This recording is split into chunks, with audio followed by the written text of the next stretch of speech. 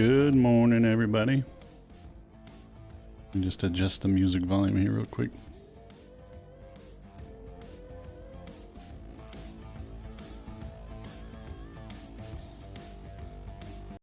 How is everybody doing today?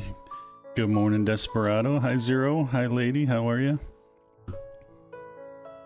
I'm actually getting a little bit later start than I wanted because not 20 minutes before I was getting ready to fire up the stream, I had a quick power outage. I mean, it just flashed off and flashed on, so I don't know what that's about because it's a beautiful morning out here, but just making sure everything was back up and running, but it looks okay.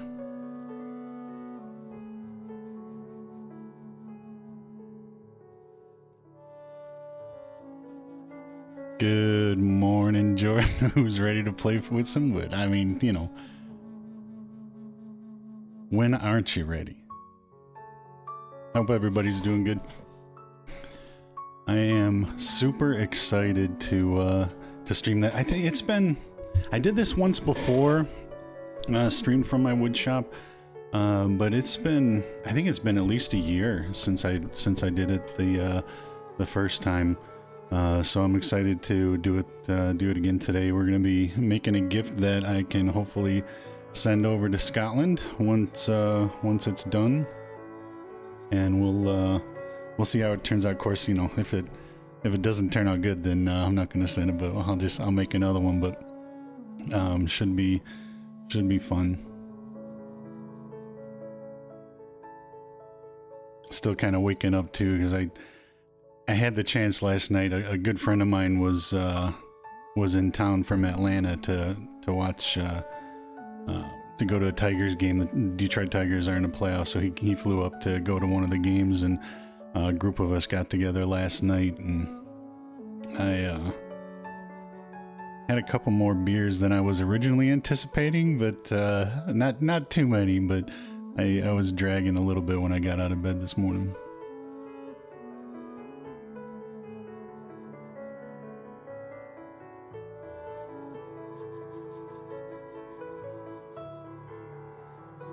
All right, let me just check and make sure. How's the music volume? Is that too loud?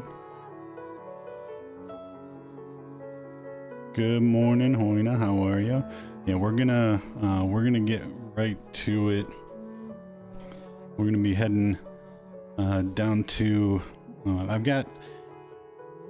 So my main wood shop is out in my garage, but I have a detached garage, and that's where the majority of my tools are.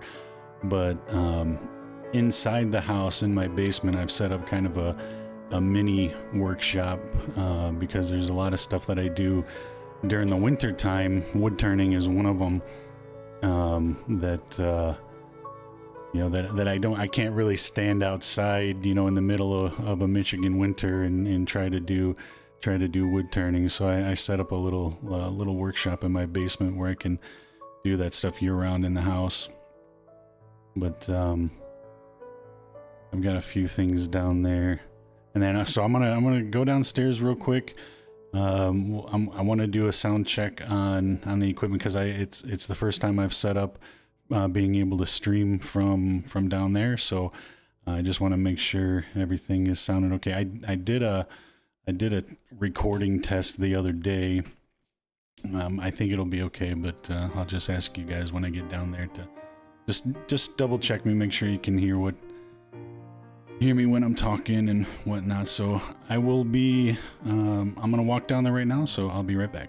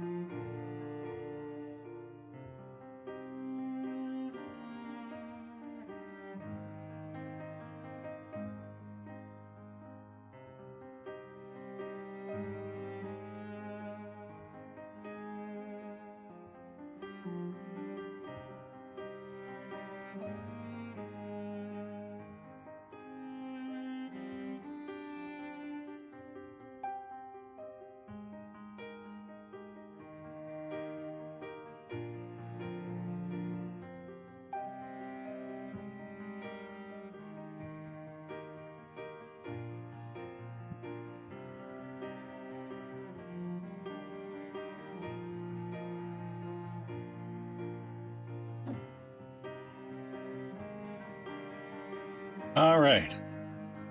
You guys able to hear me okay? Disregard the absolute catastrophe that's in the background. I have not organized the basement in a while, but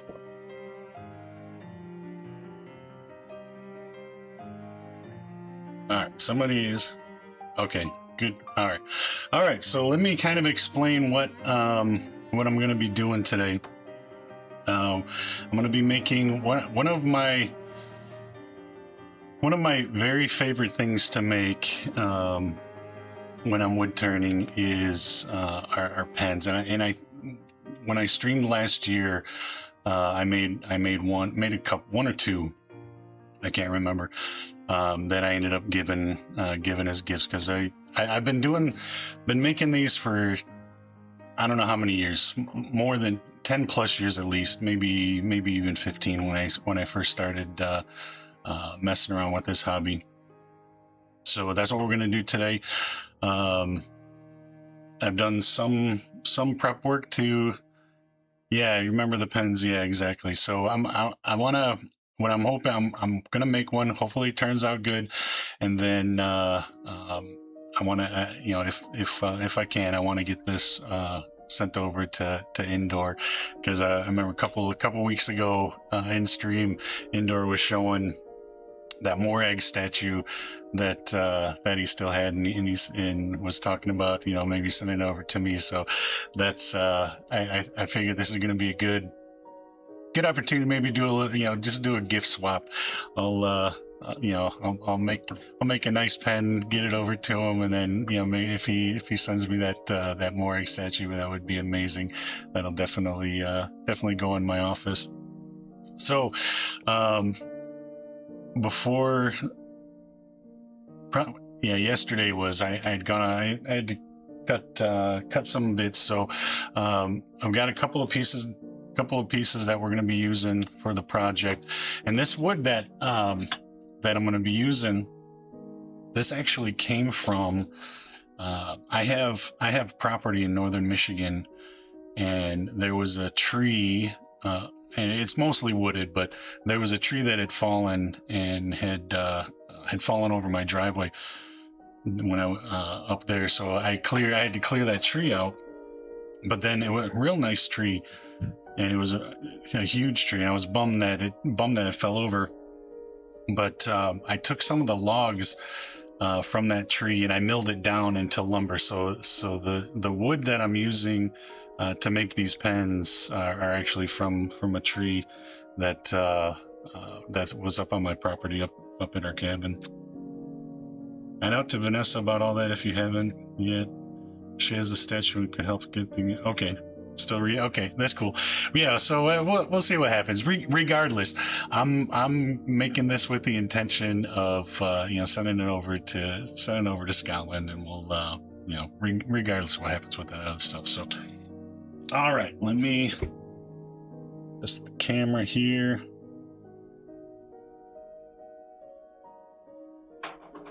All right, so first thing, what we're going to be doing is we need to, I'm going to be drilling the inserts. So basically, you start off with, just these two blank pieces of wood. The first step in this process, I've got to drill a hole through the middle of it, so then I can insert and glue a brass insert for the pen mechanics. So that's what we're going to do now on this.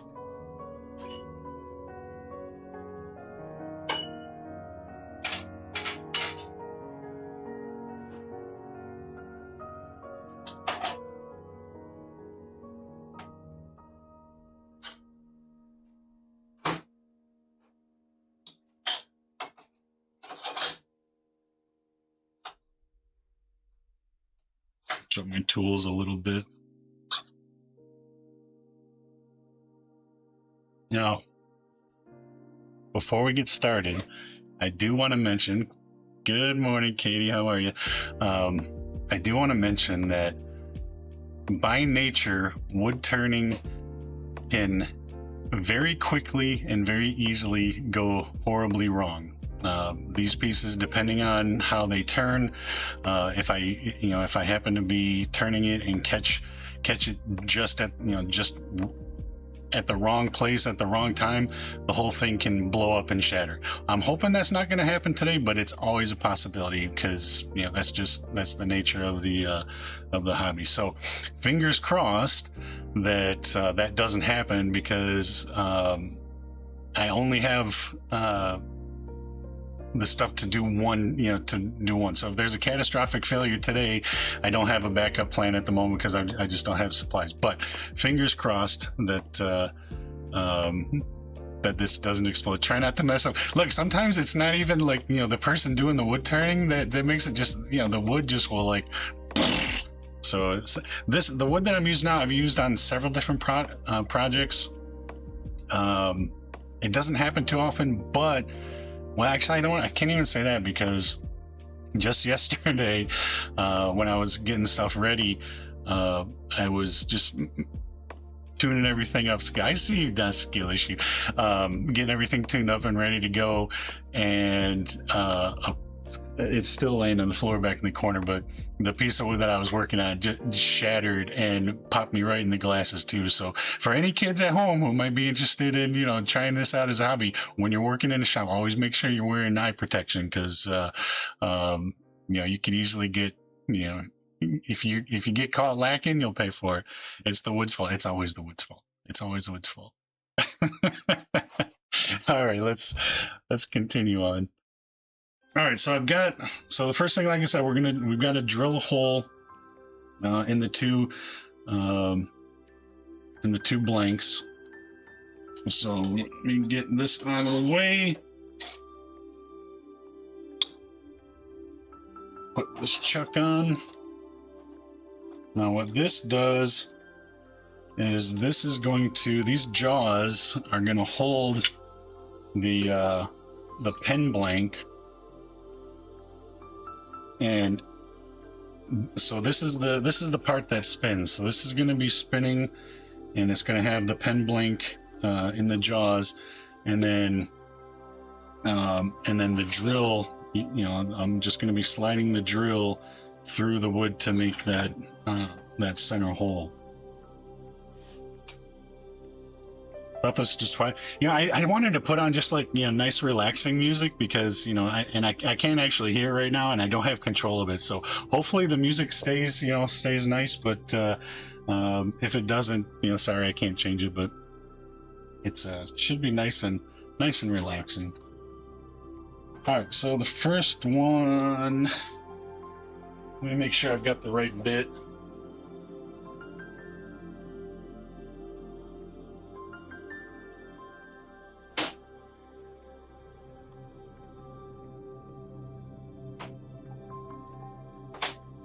Alright.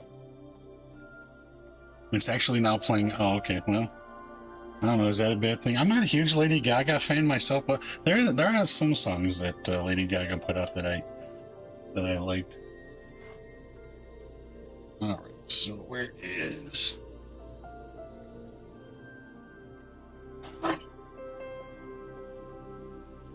Alright, so we're going to lock this in place. Now, when I did this before, for those that had been in the stream that day with me,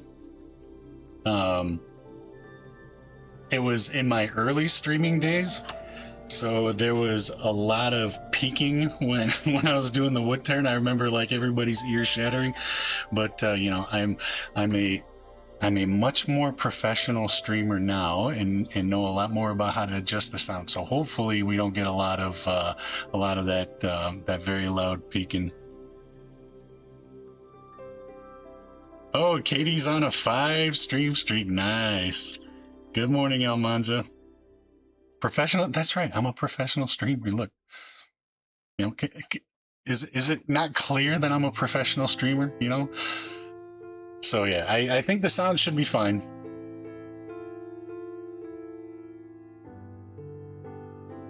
You have to adjust your volume, but I don't think it's going to be an issue.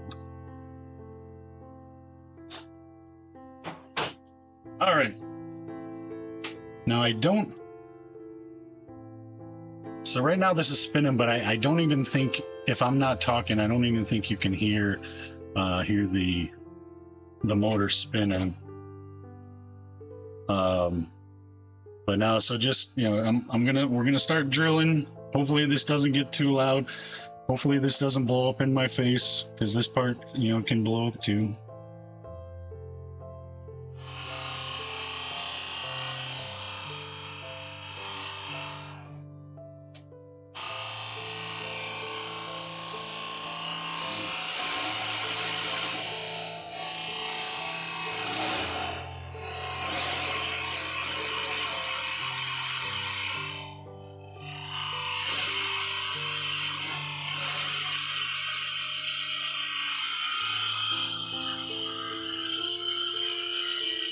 I go nice and slow because this part is very easy to mess up.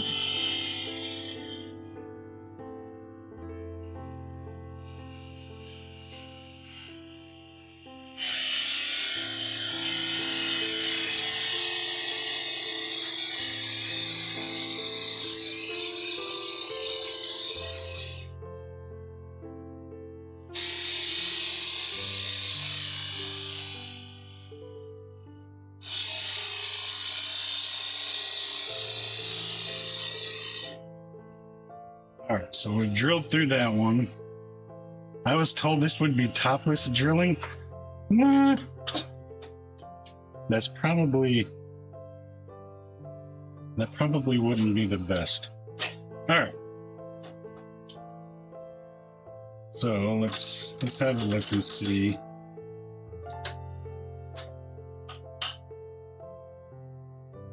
Alright, so this one, yeah, this one looks okay. A lot of times what happens too, like in this part when you're drilling, there's a fine balance when you've got the inserts in the jaws. You don't want the jaws to be holding it so tight, because you know it compresses the wood and makes it harder to drill, and then also can break the wood when it's got that much pressure on it. But this one turned out well. Now I need to put on a different bit for the other piece.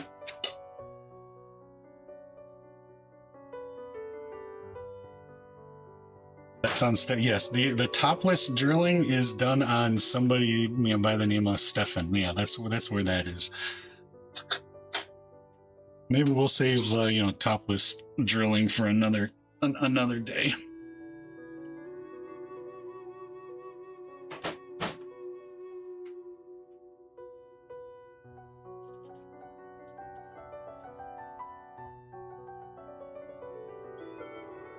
Okay.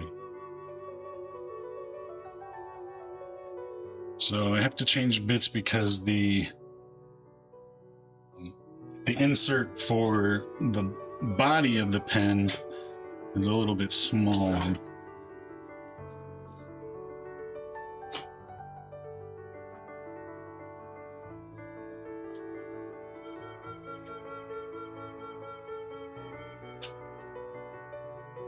All right, so this piece right here is gonna be the body of the pen. This piece, it's a little bit shorter.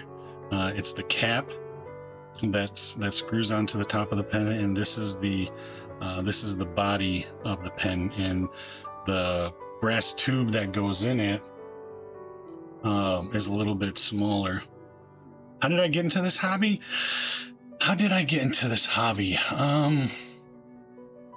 My younger brother-in-law, in fact, years and years and years ago, he's always he's a big handyman kind of guy. He does a lot of woodworking type stuff, and he had picked up a small, just a real small lathe, just for, you know, something kick around. He wanted to teach himself how to do it, and so he was putzing around with that one day. And I had stopped by his house. He's like, "Hey, come out to the garage, and you know, I want to show you this." And so he showed me what he was doing, and I'm like, "Yeah, let me try that." And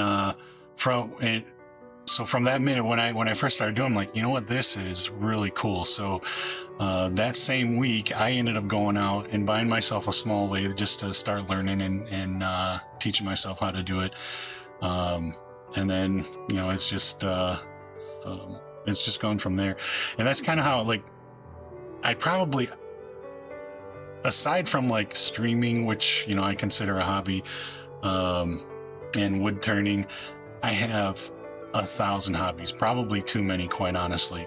But this is woodworking in general, and wood turning specifically is one of my favorite hobbies that I do. But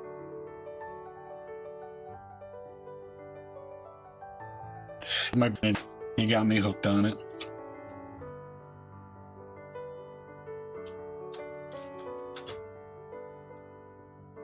One of the things that I've not yet done, which is kind of like on my wood turning bucket list, is I want to make a chess set. And you know, as I go on, you know, depending on how these kind of streams go with you know, with me doing this, just the simple stuff, I might venture into, you know, maybe, you know, experimenting on turning chess pieces. But that's, we'll see, because that's an art, and I haven't done it yet. And so, but maybe that would be the best to do it on stream. You know, me trying to figure out how to turn a chess piece live on stream, and you know, you could all see me, like, you know, rage quit streaming forever when I can't figure it out. All right, so we're gonna get this piece drilled.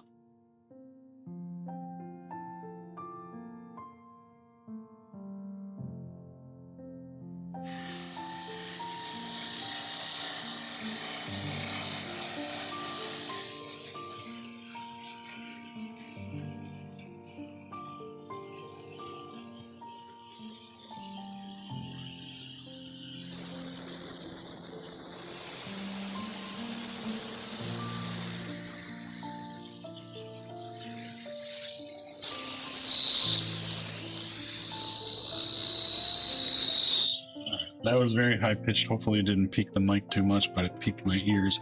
But this was an example of, I didn't have the jaws clamped tight enough, because like I said, it's always a balance, and I wanted to pull that wood out. So I'm going to tighten it a little bit and then just finish going through, because we're almost there. Was that peaking on the mic? Were you guys able to hear that super high pitched noise? My dog is upstairs going crazy because she could hear that. Sounds all right on stream? Okay, good. Yeah, that about blew my eardrums out. And my dog is upstairs going bonkers. There's actually probably a good chance that we'll have an Ayla sighting as well. She likes to come down and see what the hell I'm doing.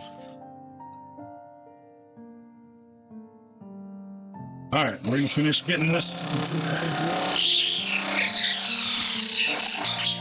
All right, that is through.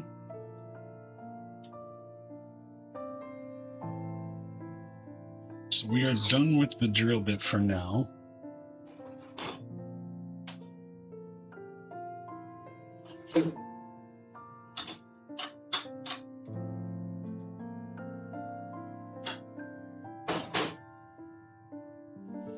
Alright, so let's have a look at this. This looks pretty good. Yeah, with that, sometimes when I'm drilling, I mean, it puts out like a sound like a dog whistle. So she's up. I can hear her just running around in circles upstairs. Of course, I think my wife is messing with her too, so that might be more. All right, so we've got two pieces that are drilled now. This wood is it's still intact. It didn't crack, so these are going to be these are going to be usable pieces. Should I tell you actually what I'm doing too? I'm also running around in circles. Coincidence? All right, one. This is just the start on this particular pen. Yesterday I had done a little bit of prep work, because the next step in the process is you have to glue these brass inserts in, and you always want to make sure that you give that super glue. I use super glue to put the inserts in. I did pieces yesterday, so I can make sure that the glue had set up, because after the inserts are glued in, then you take I take these pieces to the drill press behind me, and there's another tool that I have that drills it out and flattens. I think you can see here. It cleans up the edge, so it makes sure that the edge of the wood is perfectly flat, and then the brass tube, the brass tubing that's in there, lines up with the end. Because if it's not perfectly flat, and if the tube doesn't line up, then the pen just doesn't, the wood doesn't turn properly, and the pen doesn't work right. It doesn't fit together right. So in the interest of time, I did this yesterday, but this is the same wood from the same log that I had milled from that tree up at from my cabin up north. So now what we do from this point is these two pieces, now that they're drilled, they have the inserts glued in, and I've got the ends flattened. These pieces are now ready to be turned. So we're going to do that on.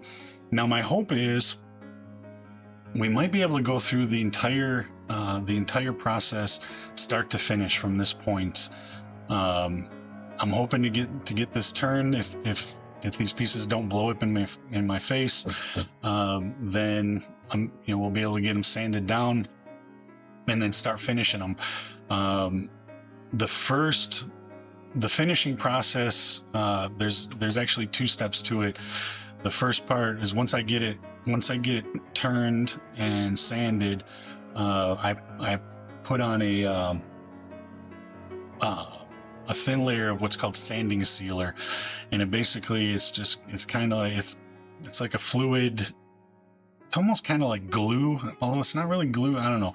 It's more like a kind of goes on like a stain almost, but what it does is it absorbs into the wood grain, and then makes it where when you do the final finish, the final finish kind of holds onto the surface better, and then it buffs up and shines up really nice. And then, so by the time this is done, it'll look like a wood pen, but the finish, and I like to put a lot of layers of finish on it, it just feels like it's very smooth, very solid.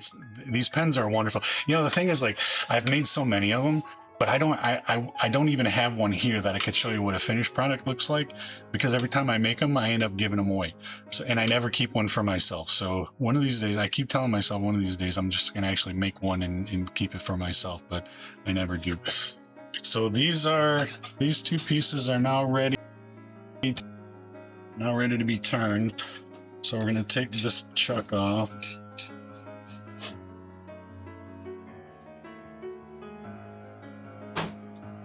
And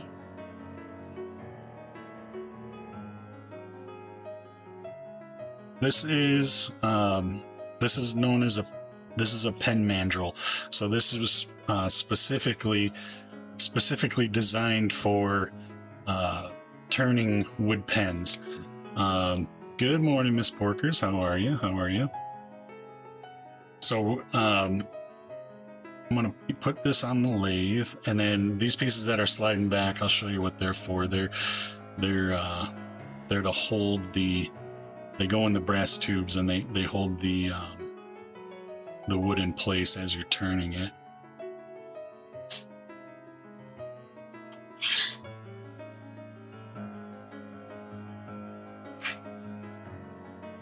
Okay, so there's 4 separate ones, and they go in each end of the blanks. And then, oops. All right, so we'll start with the big one, and then this is, at this point, is usually when I can tell, I can already tell if a project is going to go, if it's going to go well, or if there's a chance that, you know, it's going to get messed up, because when you flatten this, sometimes I'll end up, like, when I'm cleaning out the inside of this tube, sometimes too much will get cleaned up, and then these pieces won't fit right. They'll be like either super loose, or they won't, you know, it just won't. I can usually tell when I'm putting these in right at this stage how the project is going to turn out initially. There better not be a quiz at the end of the stream. I haven't been taking. Oh, this is graded. This is a graded quiz, so you better start taking notes now. Of course, all the important questions will be coming from the beginning part of the stream, so you might be in trouble. All right, so this is, like I said, this is the cap. This is going to be the body of the pen. Well, these are fitting in okay. They're a little bit looser than what I normally like, but it should be okay. Drops out. This still should be okay. We're coming up on the part of the project that, you know, is always the you know, the not dangerous, although it is technically, this is dangerous, because, you know, I'm reminded quite frequently when I'm doing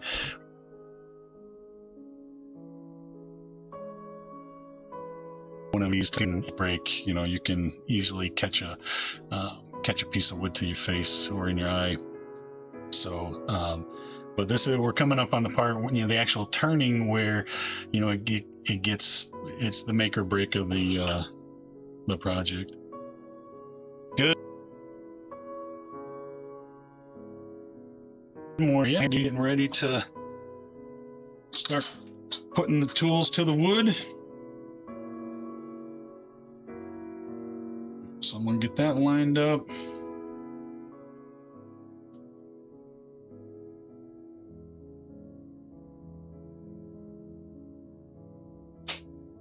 Give this a quick turn, make sure it's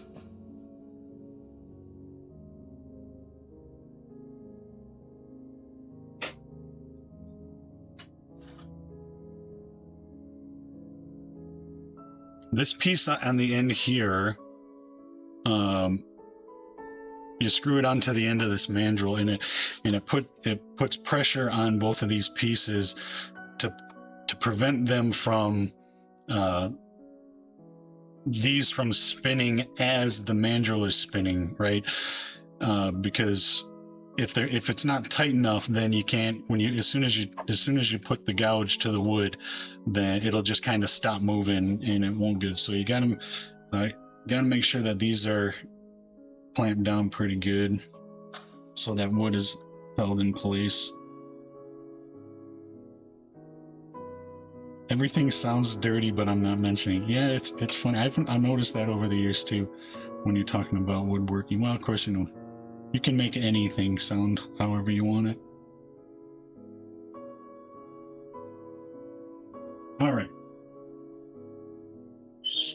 Take a drink of water real quick. I'm just gonna throw that right on the ground.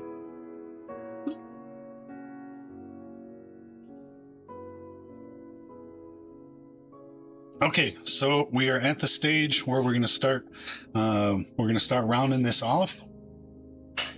And everybody out there, keep your fingers crossed that these don't blow up in my face, because like I said, this is today it's a one-shot deal, just because I don't have any more of the brass inserts glued in and ready to go. So if this goes south, then it goes south.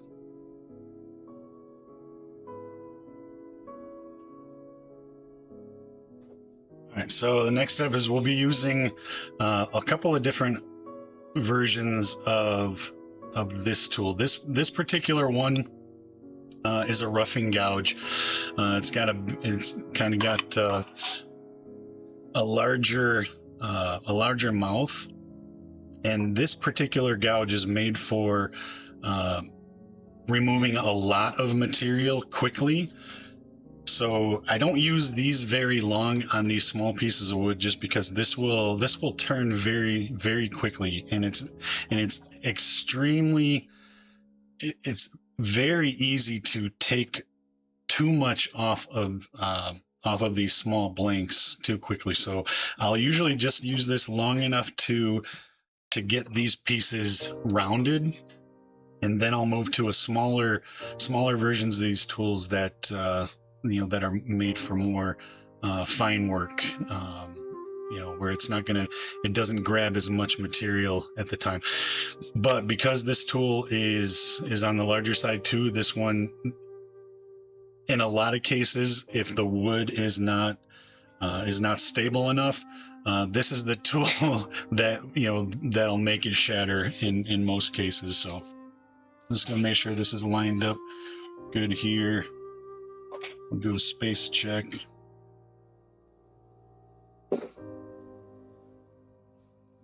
Remember, don't mess up. Yep. All the pressure is on me.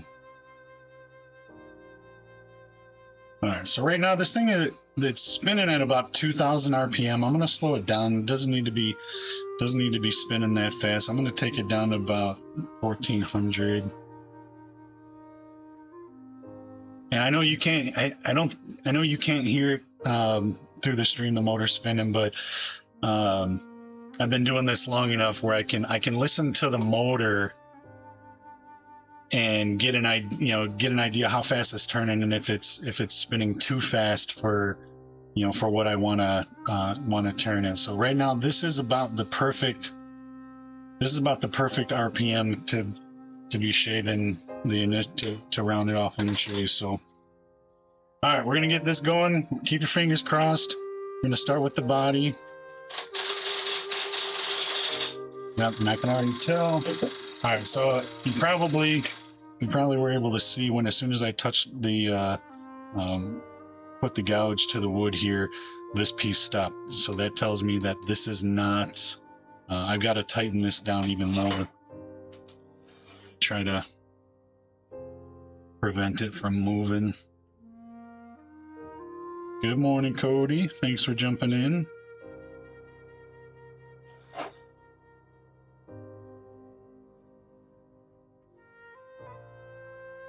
So yeah, I mean, in like every single project, it's constant adjustment. It's watching what's going on. I'll probably I might have to stop and do this, something similar throughout the entire project. Just to readjust, make sure things aren't, getting too loose or whatever, because that's also when things get a little bit dangerous. And I'm gonna go use the bathroom real quick. My bathroom is right next to me, so I will be right.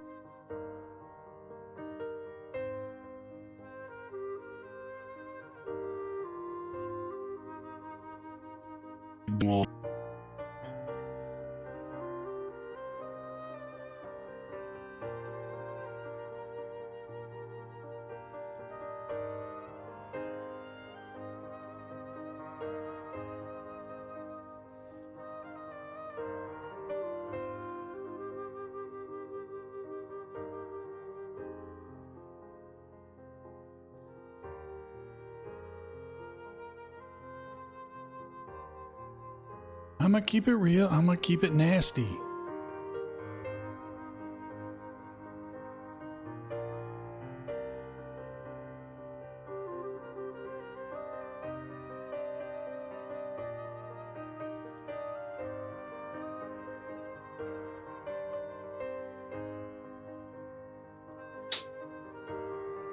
Okay, toilet in the woodworking shop? No, it's just, kind of next to it.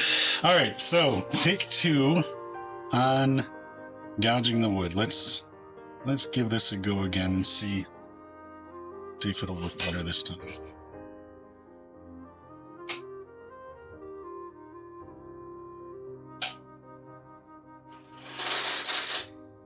I think this is gonna work a little bit better. Nope. That's all right. That's all right. We can do this. I've got another.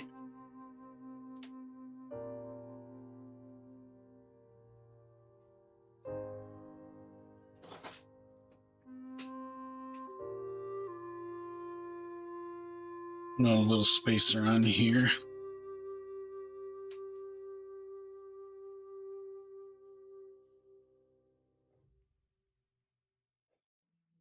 Yeah.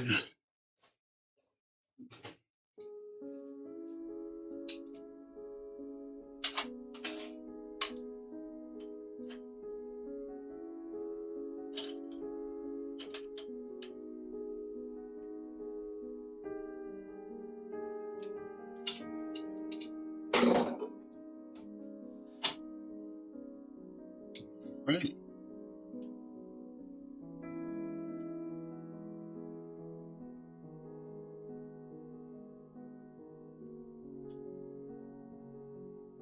All right. Uh-oh. Uh-oh. Someone got auto-modded. I'm honestly living for this stream. One time I watched a guy build a deck for 7 hours. My gaze has no idea what. Well, I'm glad you're here. I love doing this stuff. You know, I was just talking about it the other day.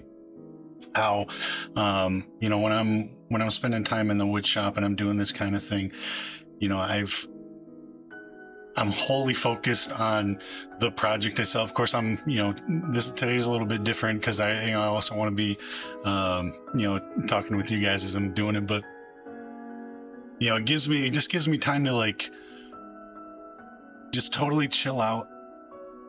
My mind clears. You know, I don't have a care in the world when I'm down here, and you know, I'm also thinking a lot about my grandfather because you know. One of the biggest reasons I got into woodworking was due to my grandfather on my mom's side.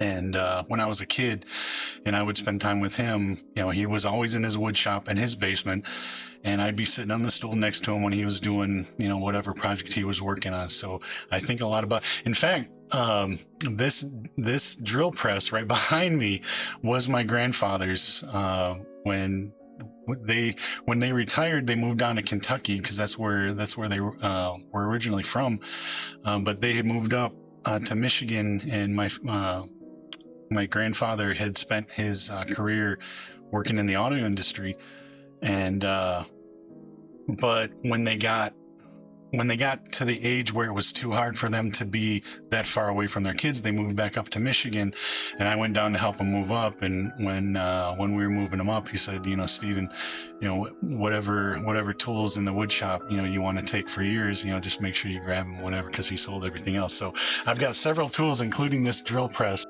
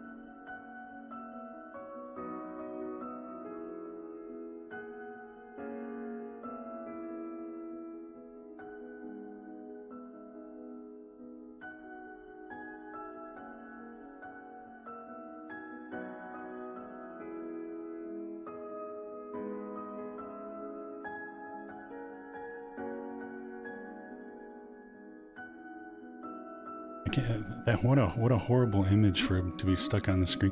All right, I ran back up to my office. If I can fix this part real quick.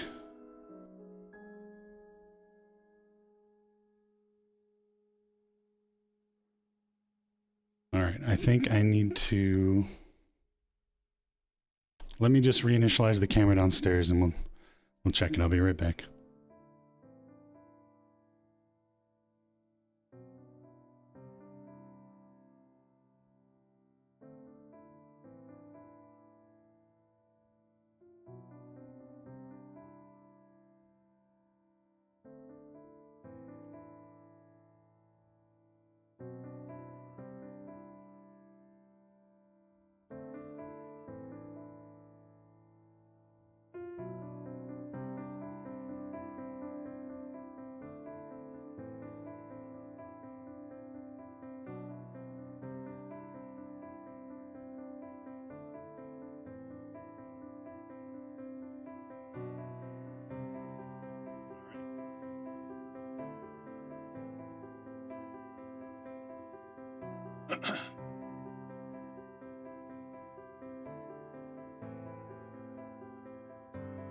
Are we back in business?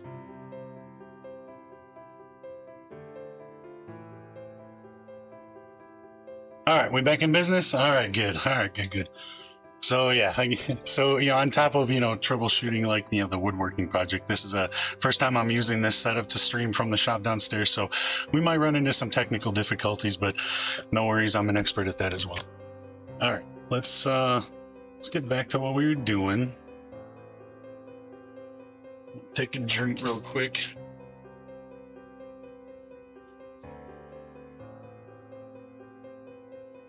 My wife is also upstairs watching the stream on the TV, so everybody say hi to Mrs. Radio. She'll be able to see the chat.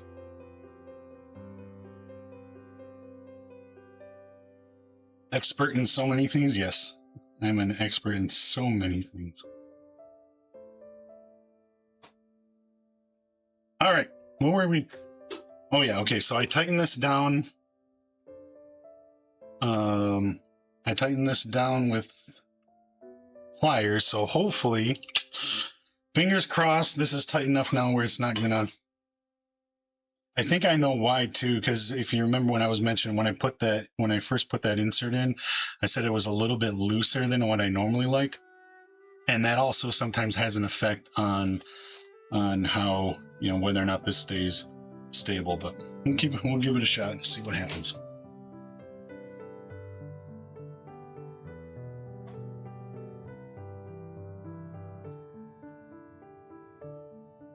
Slow this down a little bit.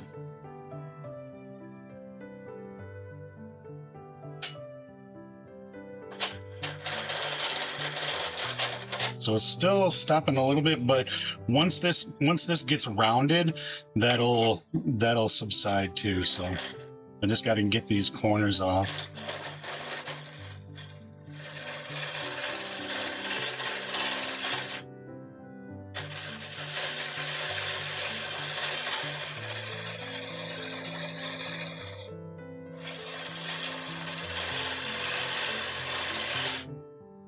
All right, so I'm just kind of slowly working because, like I said, this particular tool takes off a lot of material very quickly. So you can see already on this one where I've knocked the corners off, but I'm going to make it perfectly round, and then once it's perfectly round, then we'll adjust. We'll take it down to the size that we need it to make. What are you making? I'm making a pen. So my plan is I'm gonna make a nice pen, and then I want to gift it to Indoor. So if this project turns out nice, then I'll be shipping it over to Scotland. I just know that fresh wood smells amazing. It does. I wish I wish streaming was in 4D, because that's also part of what I really like about woodworking is just the smell of a wood shop. I mean, it's ingrained in me as one of my favorite smells.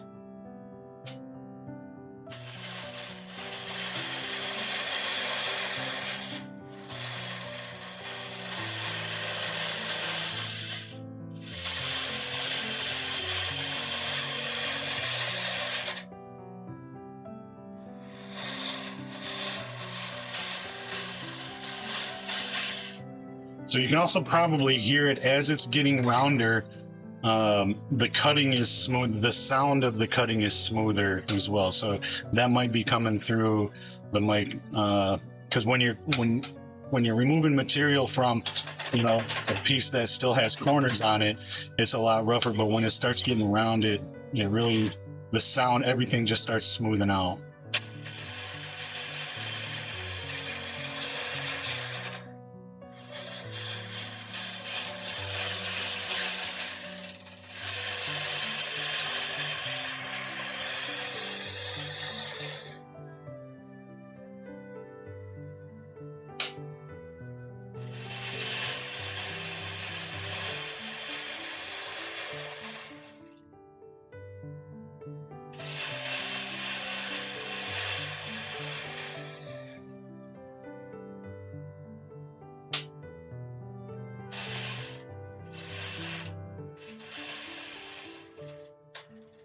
So this is pretty much perfectly round now. So I'm not going to take, I don't think I'm going to take any more material off of this side with this bigger tool, because we're getting into that zone now where if you accidentally take too much off of it, then the body of the pen just, you know, it doesn't look or feel right. So so we've got this rounded up. I'm going to do the same thing with the cap side of the pen, get this rounded, and then we'll fine tune it. We'll get the material down to the size that it's supposed to be.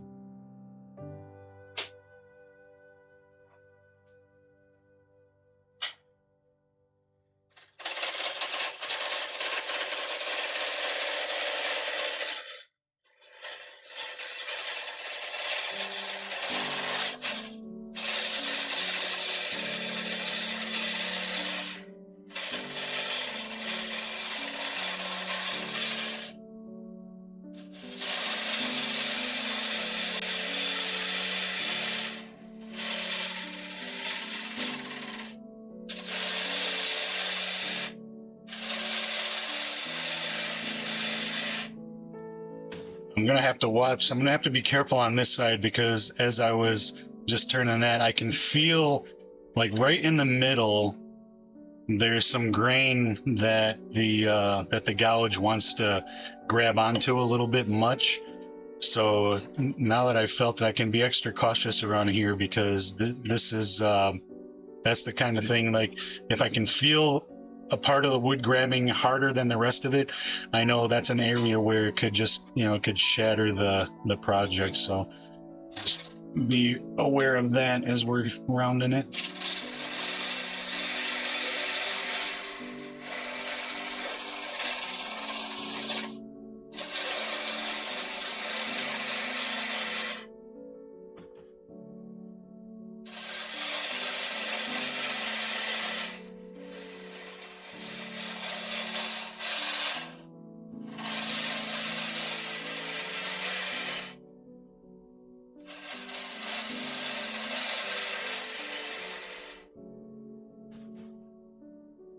All right, looking good so far. So what do you guys think? Are you finding this interesting, or is this boring as hell? I don't know. I love it. I could do it like all day long, but you know, I appreciate your feedback as well.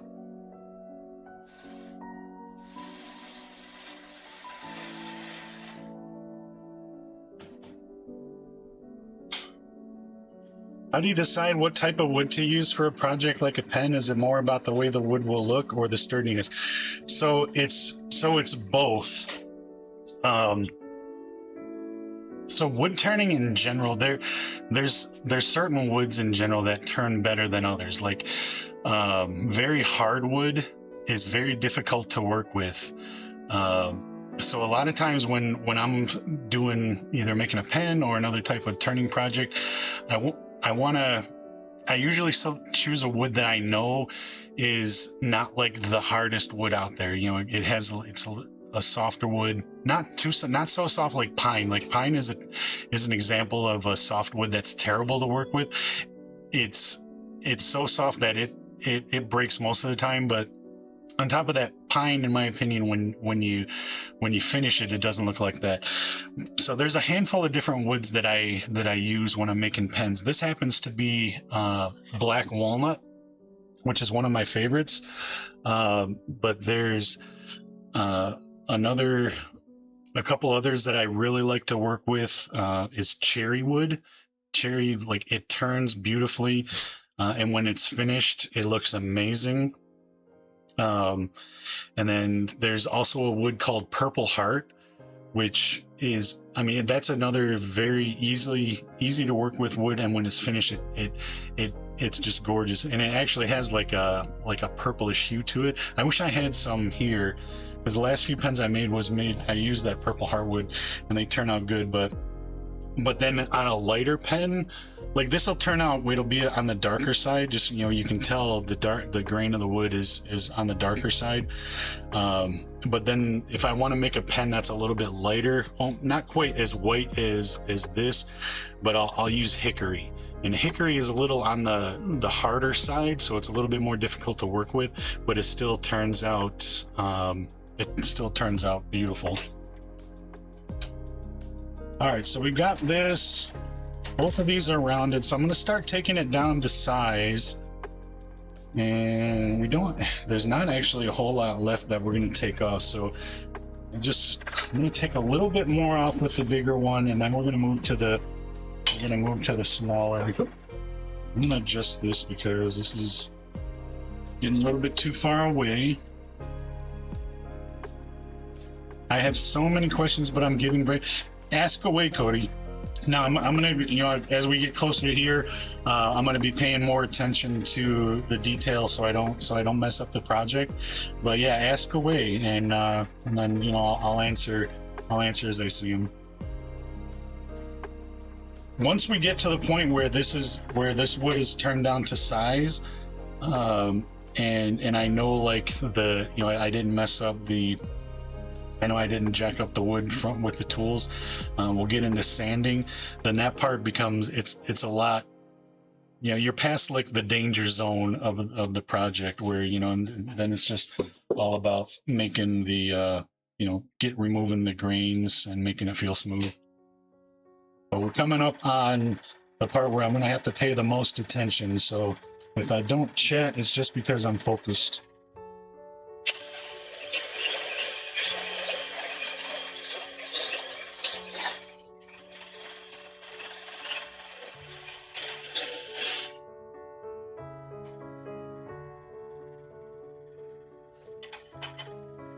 Can you hear that rattling noise? I don't know if you can hear that rattling noise, but that's usually an indicator that that's starting to, this part needs an adjustment. So I'm going to adjust that a little bit. All right.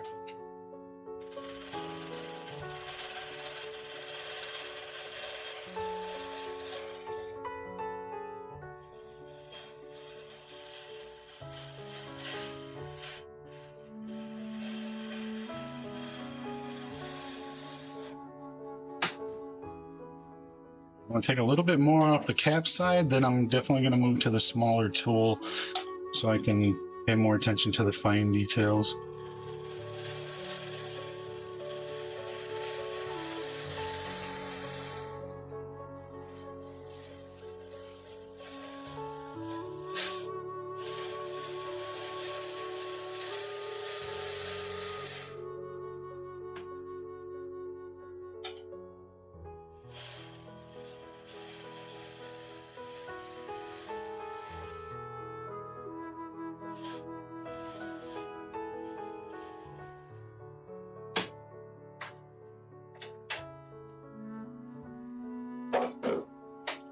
This is feeling pretty good. Let's talk about him. Yeah, that was the perfect opportunity. I wasn't able to keep an eye on chat. He's so knowledgeable. Thank you very much.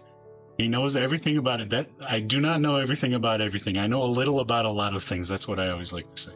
The only person that probably knows more is Mrs. Radio, of course. That is a 100% true statement. She is much more knowledgeable in many more areas than I am. All right, so we are going to move to a smaller gouge now.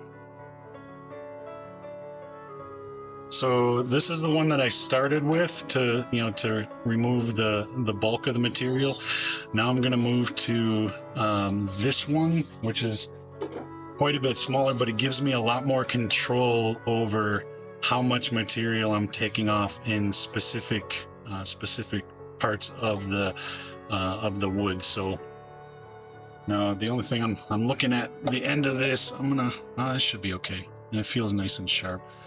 You got to keep these tools. I've got a grinder out in my wood shop in my garage because very frequently these require sharpening, because if you're trying to do wood turning with a dull tool, it's a bad combination, but this still feels pretty sharp. All right, keep your fingers crossed. We're doing good. It hasn't blown up yet, but it could still blow up at any time.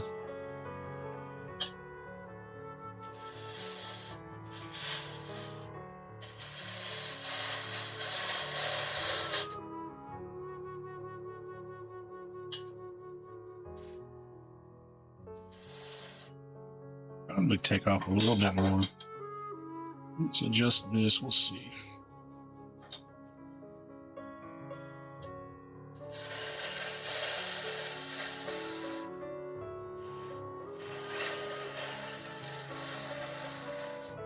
Yeah, this is right. So what I'm doing is, my goal is to get the ends of these where the wood meets the insert.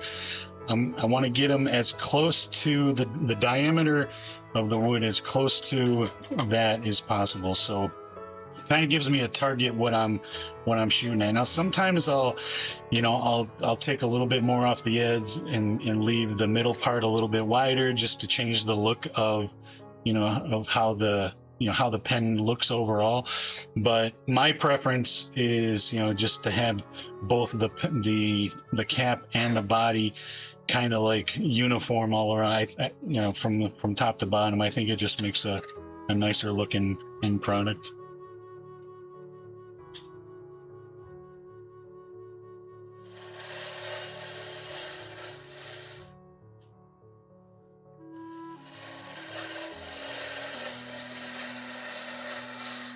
Yeah, and I could feel, like what I mentioned earlier, there's like right in the middle of this cap, I can feel a grain that wants to catch every time I go past it. So right there.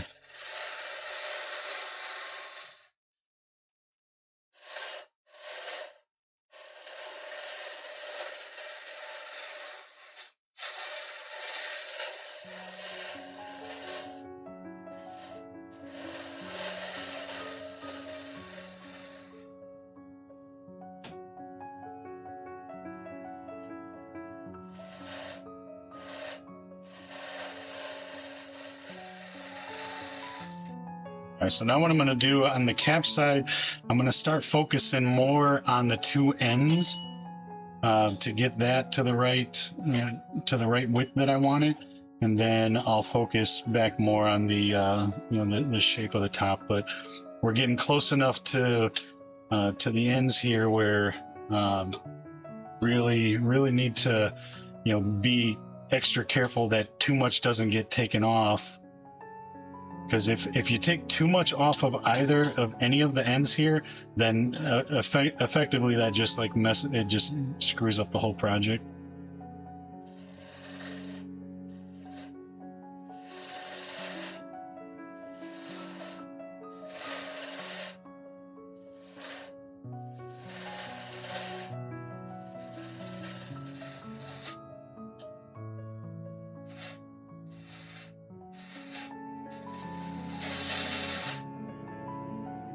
Does anybody remember that game Operation, and specifically the commercial? And I don't even know if they play this commercial anymore, but when I was a kid, there was that game Operation, and they used to play the commercial all the time. And part of the commercial said, "It takes a very steady hand." And I think about that damn commercial every single time I'm at this part, because I'm always worried I'm gonna like flinch and mess up these ends.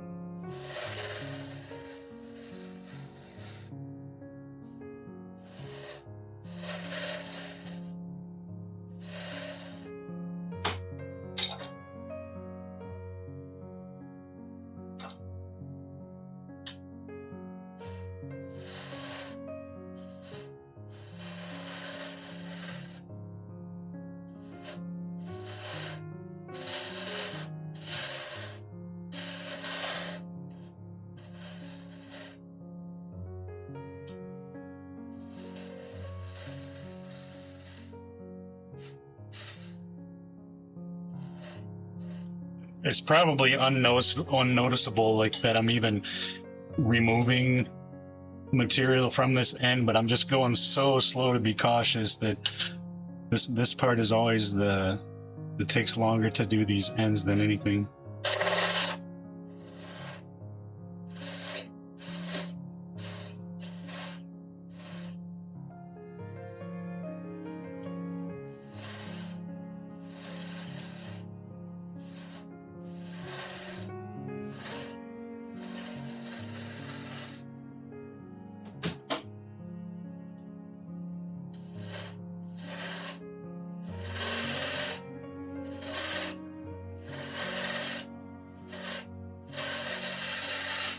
We are almost there on here.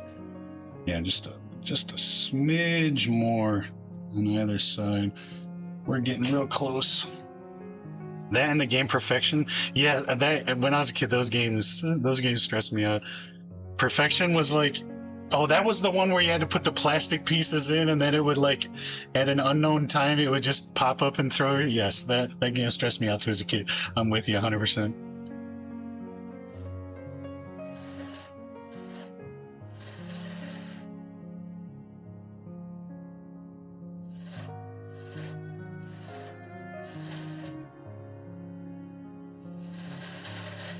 Don't say the word explode when I'm getting this close on this wood piece, because that's literally what these will do too. Don't jinx me.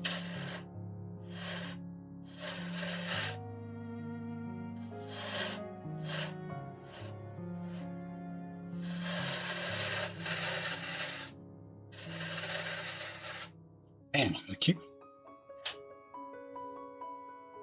gotta be getting close to getting rid of that piece that's hanging, but maybe not. Okay, this end is pretty damn close to where I want it. Let me fine tune this side.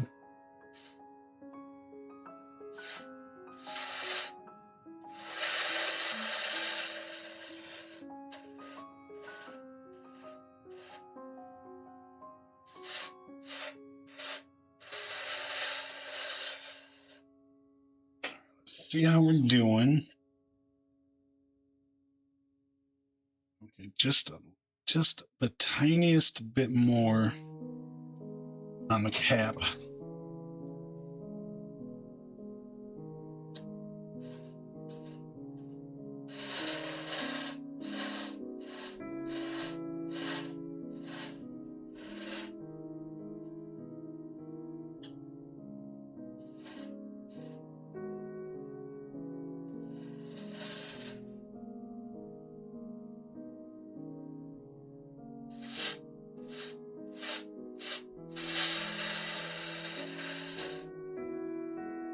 Just got power back in Florida. Oh, that's good. We have been so I was mentioning the other day in the stream that I've got family down in Florida, and we did hear from everybody. They're all safe and okay. Took a little bit of damage, but not a whole heck of a lot.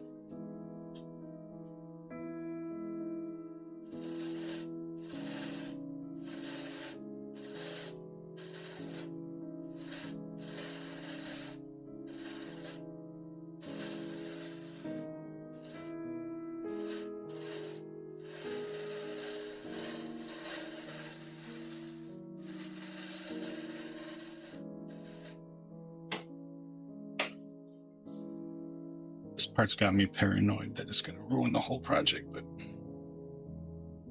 all right, just going. This part, the cap part, is almost done. I just need to. It's probably hard to tell on the camera, but like this area right here, it's just a little bit fatter than the rest of it. So I'm just gonna remove a little bit more material off here, and then the cap part is pretty much turned where I want it to be.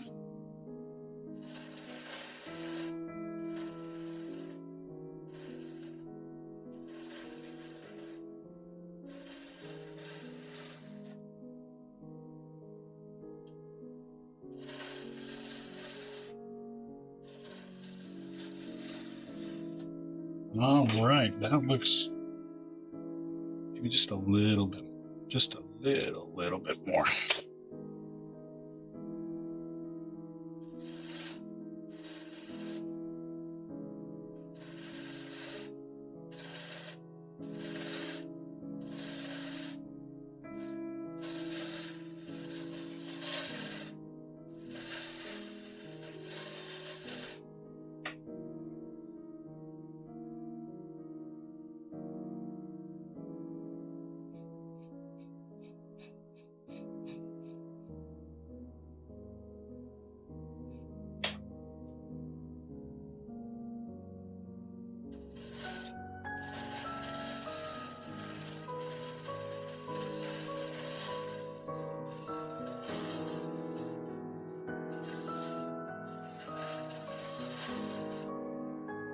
think that, yep, that looks pretty good.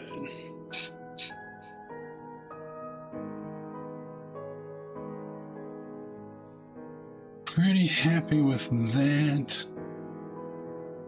I'm just gonna try to, there's just fingernails with a little bit too much right here. I'm gonna take off, and then we're gonna move to this side.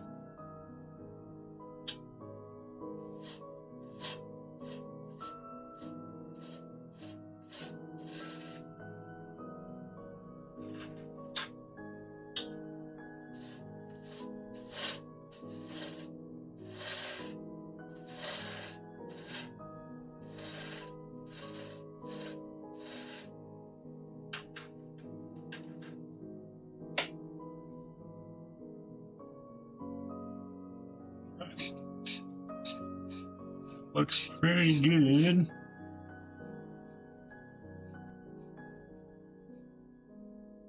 Okay, now we're going to move back over to the body of the pen.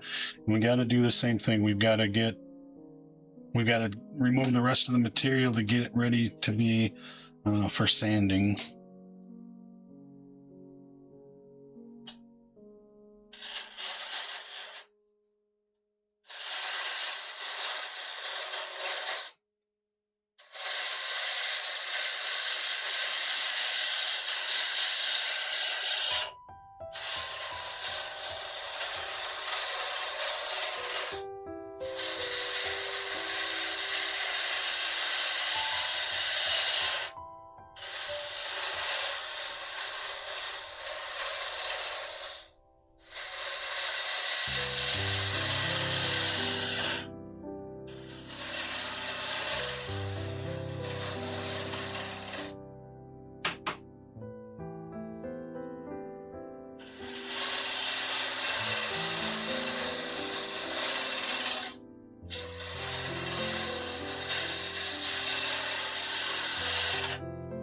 Got a part right here that wants to grab too.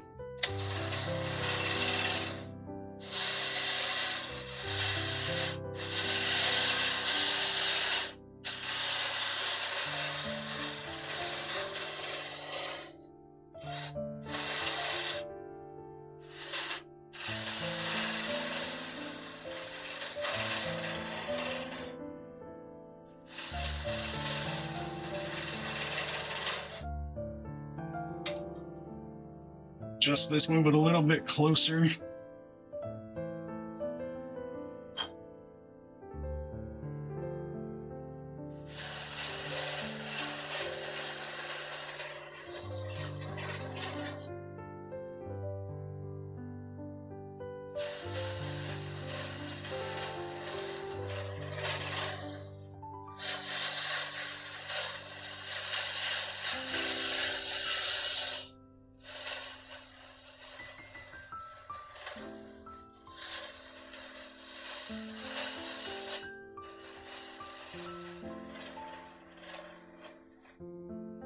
Okay, oh, let's see how much we got going.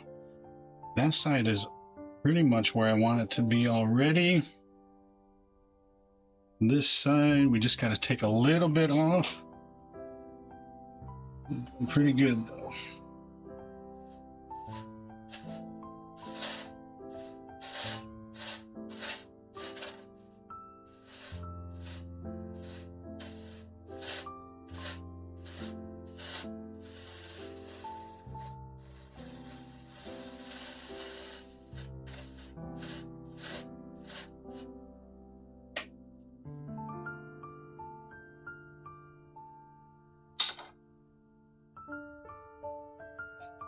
And this side is, yeah, I think how that's real good. This side, we just have a little bit of work to do on this side. And then we are out of the danger zone.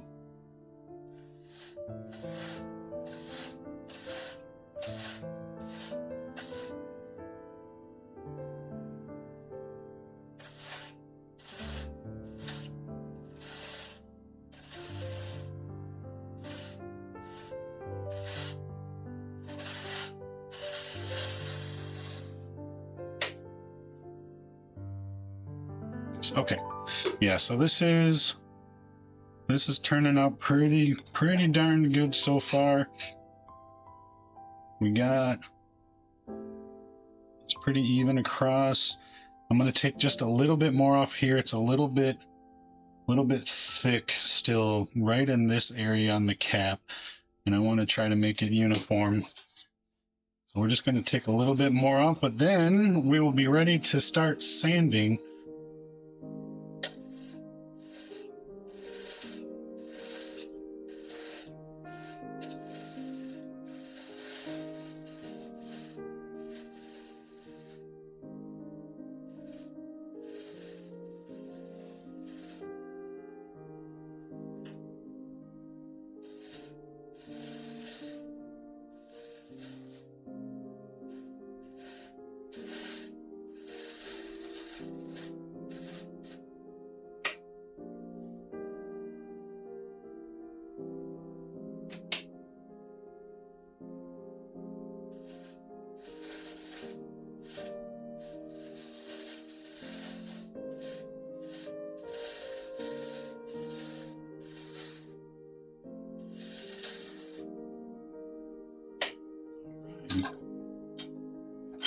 Okay.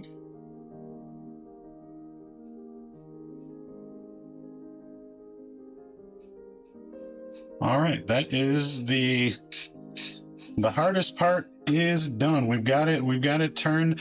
I'm going to use 2 more turning tools real quick that just make the sanding process a lot easier. And then move on to, let me just find where I got it.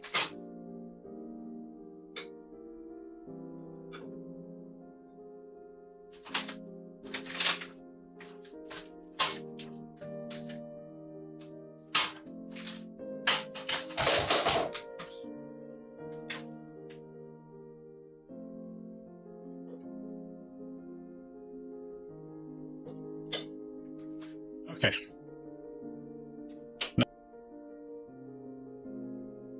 This tool is called a skew.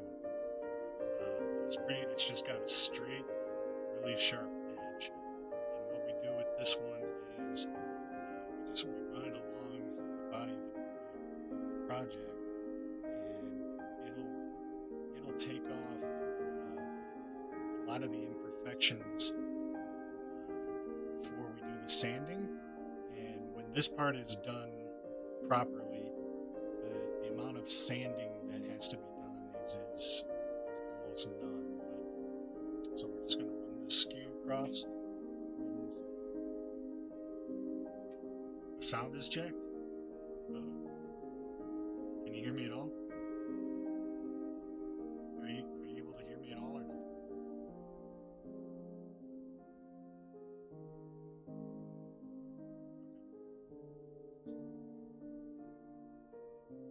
Hang on 1 second.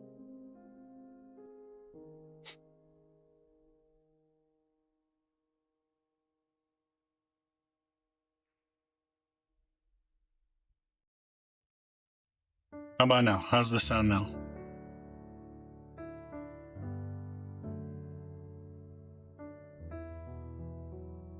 Okay, perfect. All right, so yep, we're just gonna do the last part of the turning portion that requires tools, and then we're gonna smooth it out.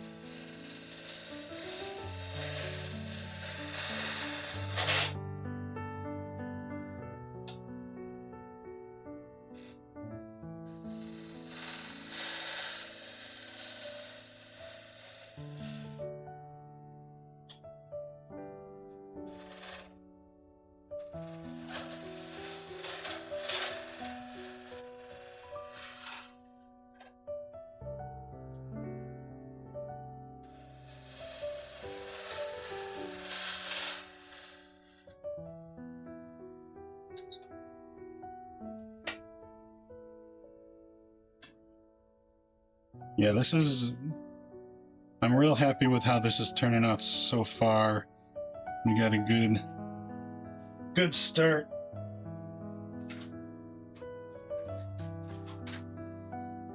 This missing one of my... Oh, this is what I'm... Okay, I want to use this smaller one.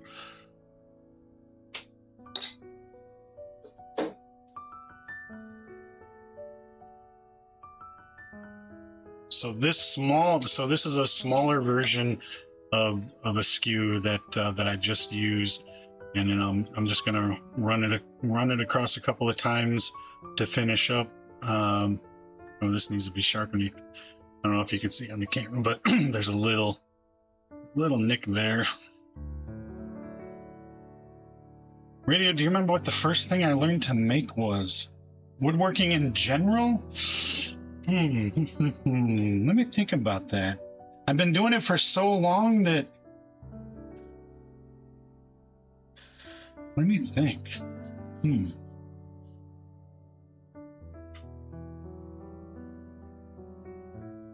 What was the first thing I ever...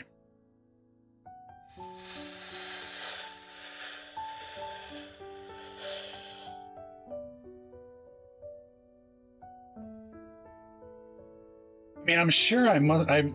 Well, I know I did. I mean, I made a whole bunch of different projects with my grandfather. You know what? I do remember making though as a young kid. I had made a plaque for my room, so I had cut out a shape on a board, and then when I learned how to use a router, I used the router to carve in words onto the plaque to hang in my room. Couldn't tell you now though what that probably was something like Steve's room or something like that. Do I put any designs on the outside? Sometimes. I don't think I'm going to do any designs on this one. So a lot of times I'll just leave it plain like that. Other times I'll use this tool, like the very point of this tool to just make a little, like a line, maybe like around the bottom of the handle, or the cap. Sometimes I'll even take these, depending on who it's being made for, or if it's someone requested. I'll have a friend of ours that lives not too far from us, just down the street, has an engraver. So I've taken pens over to them, and they've engraved names or whatever on the side, and pictures on the side too. So yeah, sometimes just depending on the specific project, I'll do different kind of stuff with it. This is looking pretty good though. I'm very happy with how this is turned out. I'm just looking for imperfections, and I'm seeing a little one right here. There's probably no way you can see it on the camera, but there's like just the tiniest chip from the wood that came out. I'm gonna see if I can skew that a little bit. This will either work, make no difference, or ruin the whole project if I try to work on this part too long.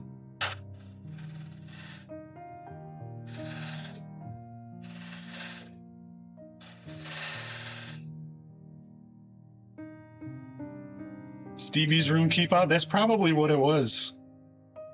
Something, because I wanted to keep my, my brat sister. I don't...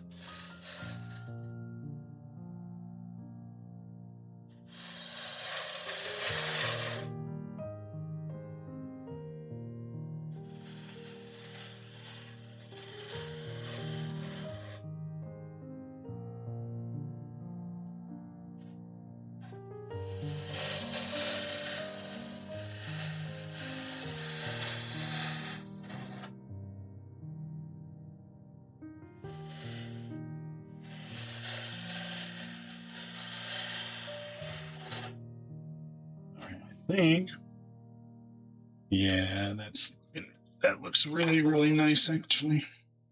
Okay, that, you know, that might not even be a chip. I think that's just a flaw in the grain, but that's okay. Yeah, this is looking good. Okay, so we are out of the danger zone now. I don't have to worry about blowing up the project on the wood turning side, because there's no more turning to be done on the actual shape of the pen. So the next step we're gonna do, I'm gonna start sanding it down.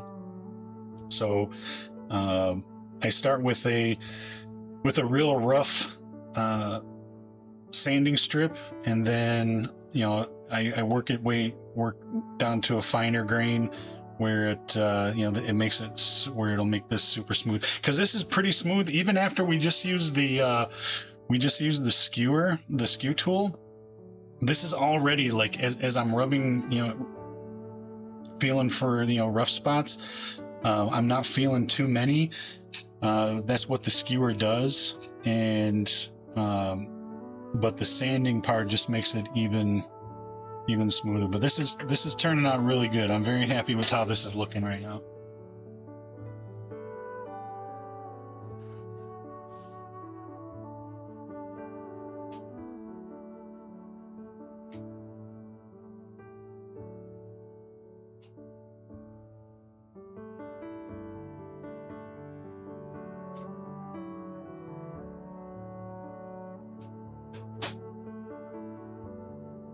All right.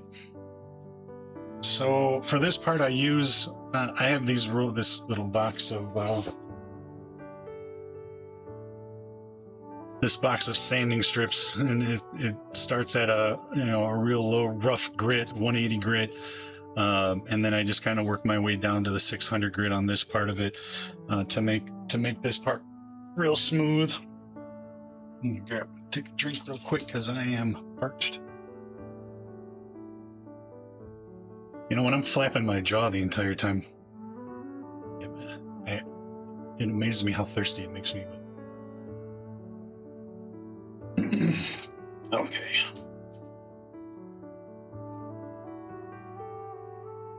All right, let's start getting sanded down. This is coming along very well, though. I'm very happy with how it's turning out so far.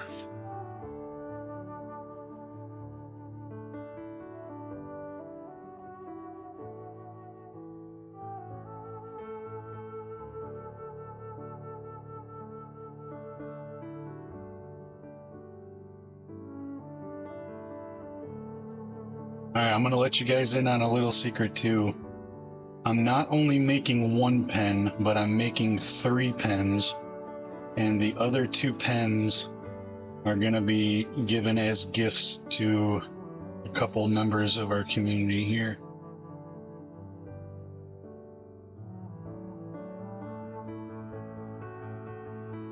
All right, that one's looking pretty good.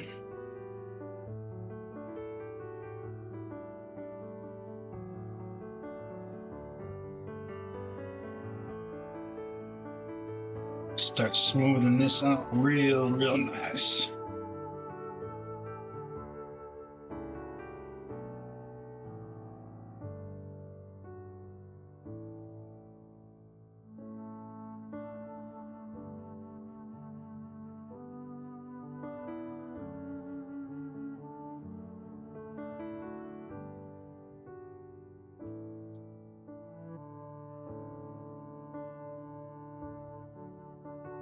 So I was lurking in an indoors stream last night, you know, after he had gone over to started playing Purple RP, and I mean, I'm really liking the fact that, you know, that he's having such a good time on Purple. That I mean, it looks like they're having so much fun on that server that it's seriously making me consider going through the whitelist process on that server to see if I could join in.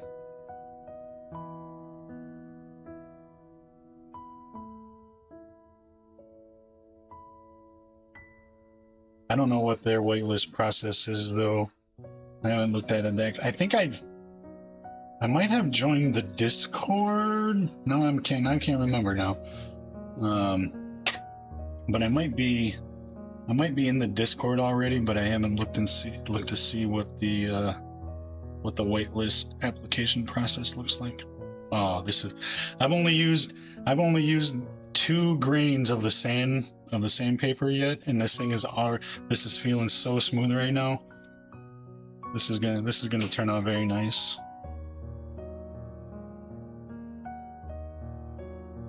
Pappy and Morag meet in another life. I don't know.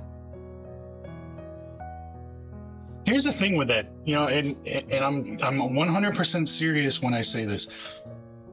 As much fun as that would be, me personally, I feel that it's unfair to others for me just to like log into any server that where a Morag exists as a Pappy and automatically assume that that storyline would continue, right? Because I feel by doing that I would almost be holding back other people's RP, and I don't want to do that.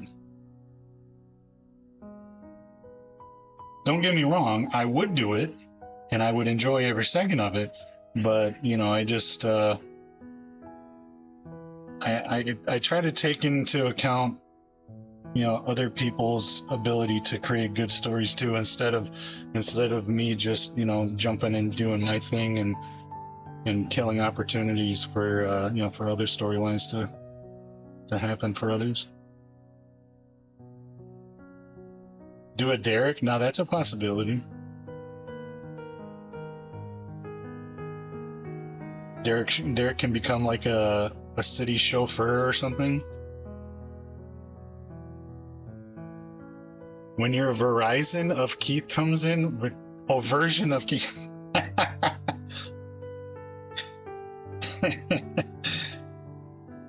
Yeah, I don't know. Well, but see, that would be different, right? If I were in that server doing RP and the characters met organically and a different storyline played out where it just where it happened, that's totally different. Because I'm not going in, what I never want to do is I don't want to go into any RP server with any particular role players with a predetermined outcome in mind, because that, in my opinion, in most cases it kills the natural creativity of it. Chlorine prefers the AT&T the AT&T of Keith. Me too. Forget that Verizon of Keith. Nobody likes the Verizon of Keith.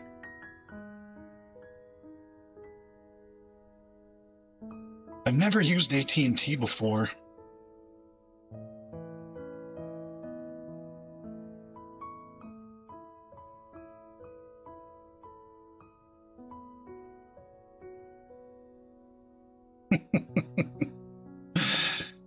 All right, so we got one more.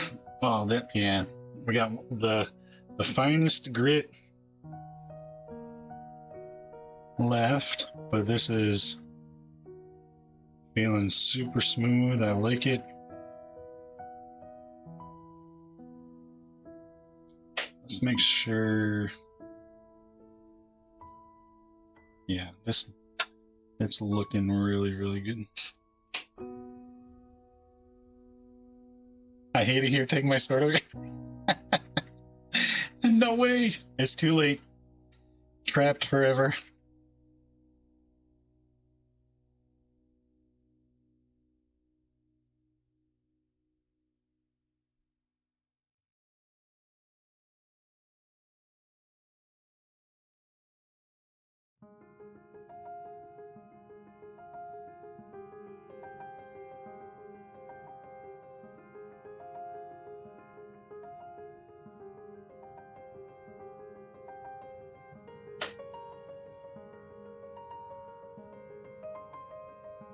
Oh, is the camera? I can't tell because the way I'm using the camera on on a laptop, so I've got it angled down, but is the camera actually focusing on the pen part of it? Are you guys able to see, like, it probably wouldn't come through anyway, but it just looks so smooth after skewing and sanding it. I mean, it just looks nice, and we haven't even put finish on it yet. So when that part happens, I mean, that's when it really starts popping. All right, so now the next part is we're gonna start applying the finish to it. What I do want to do is I'm gonna start off with a thin layer of the sanding sealer, and that'll take a few minutes to dry before it's a good idea to put the final finish on it. But it's an important part to follow. Although this feels so smooth, I probably could get away with not even doing it, but I'm still going to do it just because if I didn't do it, I would know I didn't do it. Then I'll be thinking the whole time that I cheated on this project. But we are stuck here. He's keeping us in the basement. Yes, exactly. Moi. All right. Before we do the sanding sealer, though, I'm going to use. You're going to hear some vacuuming noises because I do want to just clean up some of this sawdust or this wood dust from turning. So sorry for the noise, but it's a necessary step.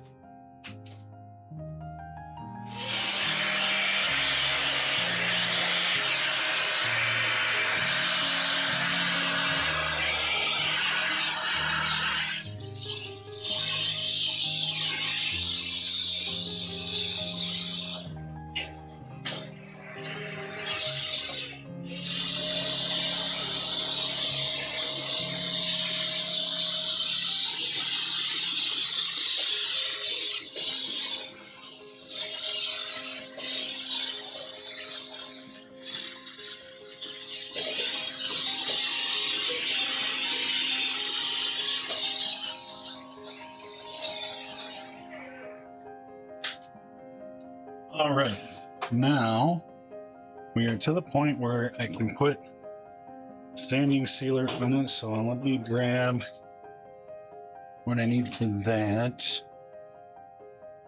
And what's cool is even this first the one thin layer of a sanding sealer, when you put on it, it starts bringing out the natural darkness of the wood. So you'll be able to see as I'm just swiping that thin layer on how the look of the wood changes. And this becomes like one of the best parts of the project when you start seeing what the end version is going to look like.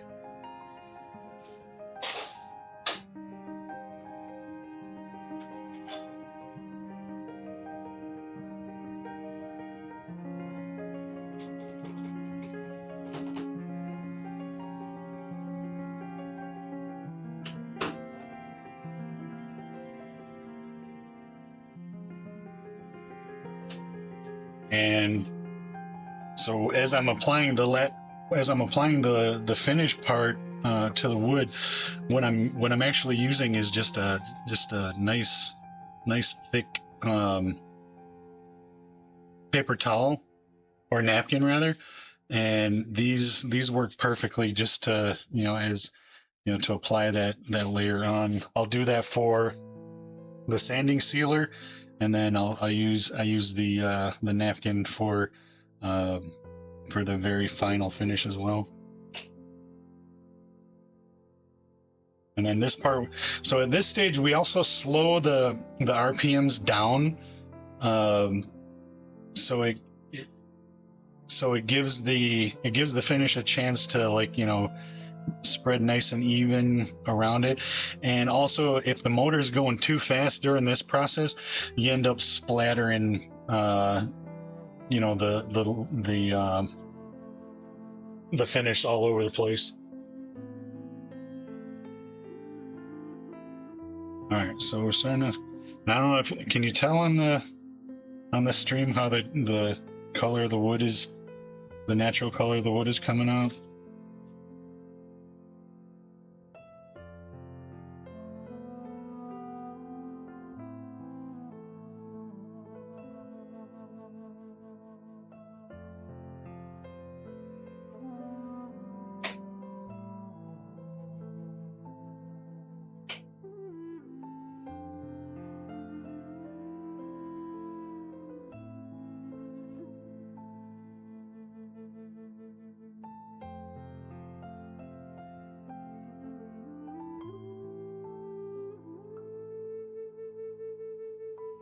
The sanding sealer on.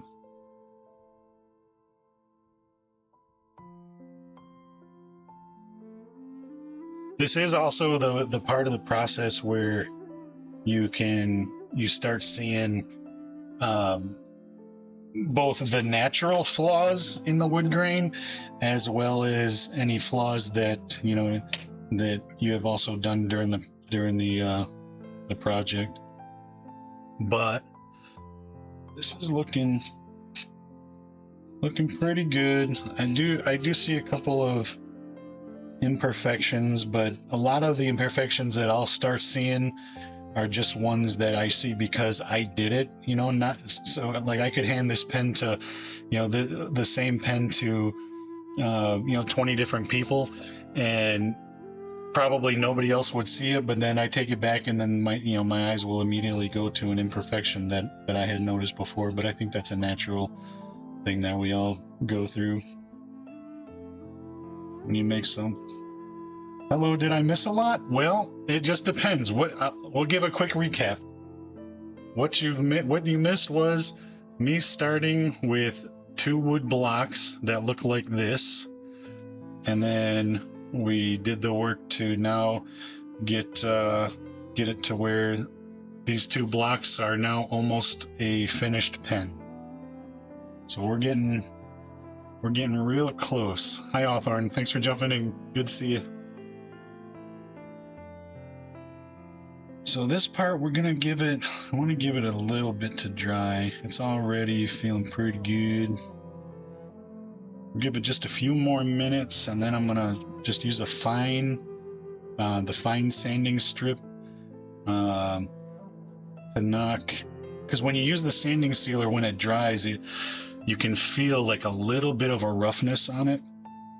But then what the purpose of what the sanding sealer is really doing is it's soaking into the wood, where it'll then prevent the final finish from soaking into the wood as much, right? So the final finish just gets more layered on the finished part of it, as opposed to the wood absorbing part of that final finish.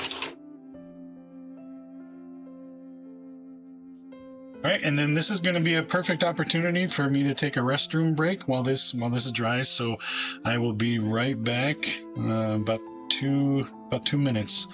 So hang on just a moment.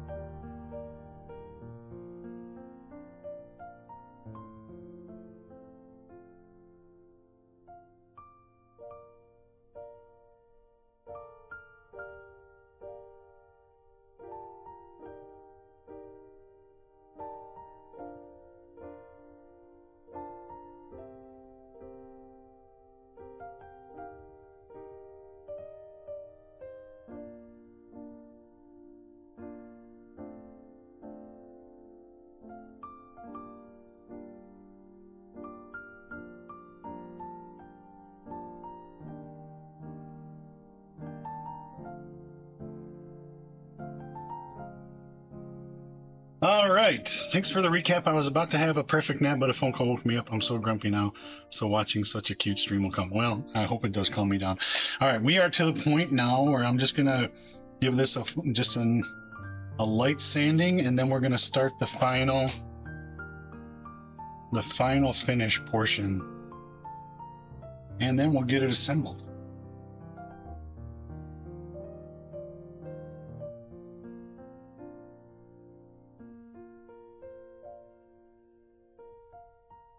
I hope everybody's been relaxing and enjoying watching me do this, because this is, like I said, I mean, this is when I'm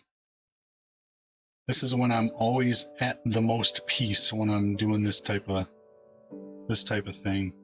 I mean, I'm at peace all the time anyway, but I'm extra at peace when I'm doing this kind of thing.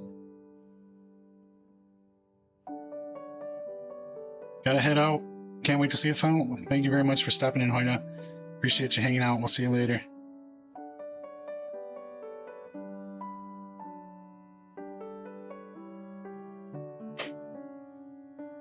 Okay. Yep, that feels good. This is just as fun as Saturday morning cartoons with family. Well, that's awesome. Glad you're enjoying it. I'm having a lot of fun too. Yeah, so right here, you probably can't see it, but there's an imperfection in the wood that it's just there. It's just, it is what it is. We can feel it. See if I can sand it down a little bit. Oh, I think I got it.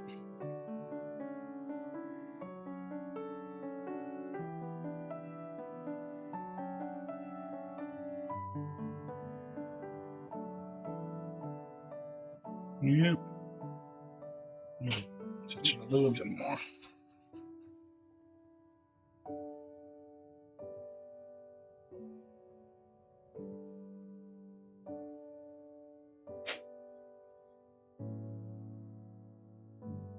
Okay. We are now ready for the very final finish part of it. So this part, what I actually use to apply as the very finish, the very end finish, is it's a thin super glue.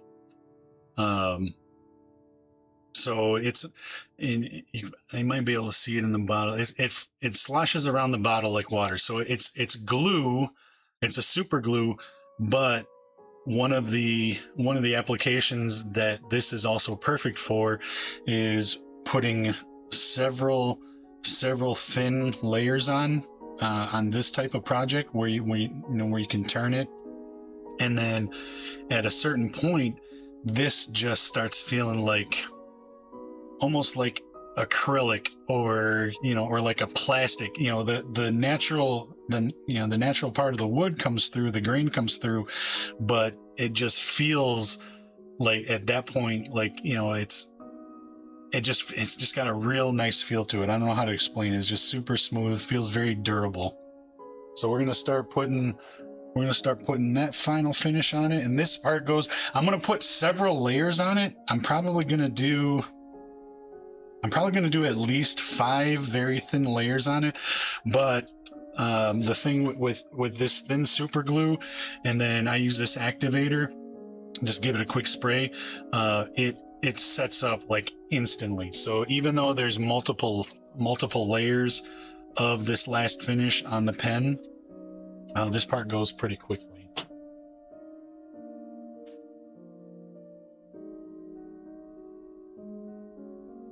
And again, I'm just going to use my handy dandy napkin, but we'll use try to find a smooth side for it.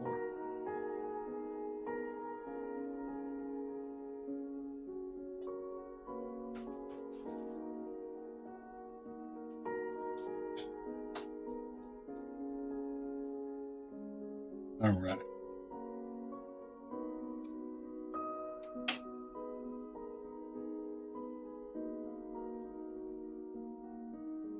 down a little bit.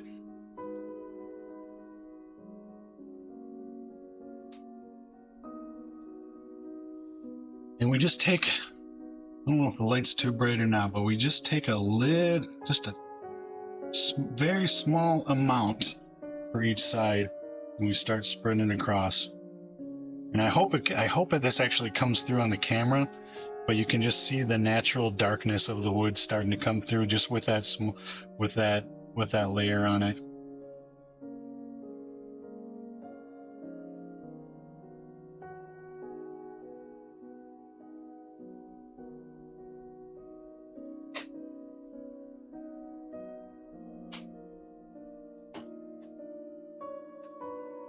Give this a quick spray. This activator creates a just a quick chemical reaction with that super glue and makes it like harden immediately.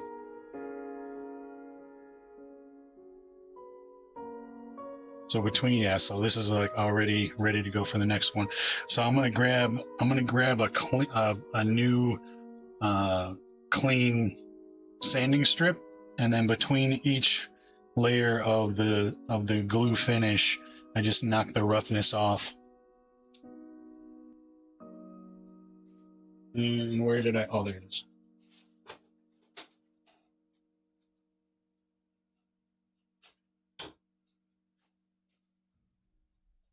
It does come through and looks amazing. Awesome. Yeah, it's hard for me to tell, but when I'm looking at the screen, if it's really coming through. All right, so I'm just going to give this a very light touch with the sanding strip just to knock any roughness off, smooth it out.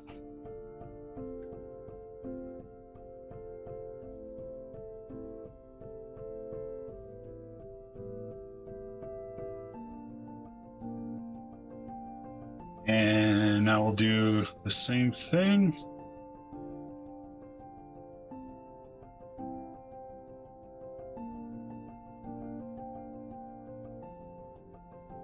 Usually like around the fifth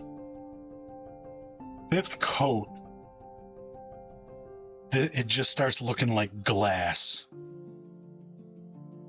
It's just got a real nice shine to it.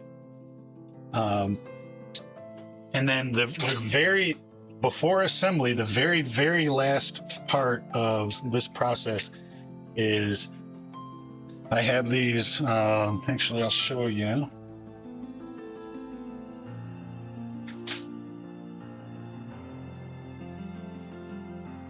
I use these very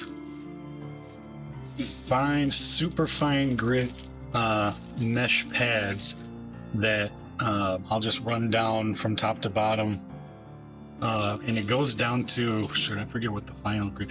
The last grit is like 12,000 grit, so it's more of just like it becomes like a buffer at that point.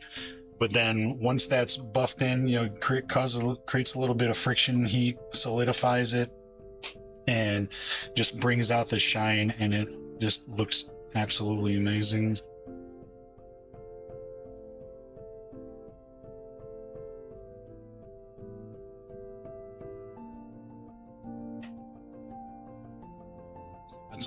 I'm starting to see a nice shine to it.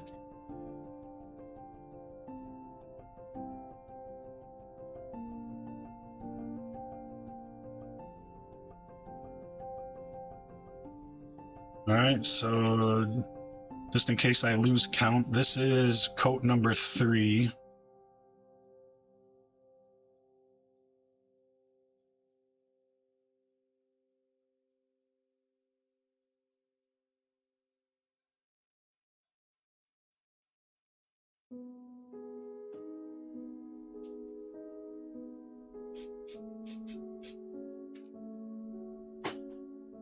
I'm definitely going to go to at least 5. We'll see how it looks after the 5th coat. But it always depends on how it looks, how it feels. But on any given pen, I'll go a minimum of 5 and sometimes as high as 8. But on average, I would say I'd probably give it like 5 or 6 quick coats of that. So that was number 3. Give this a few more seconds to dry up a little bit.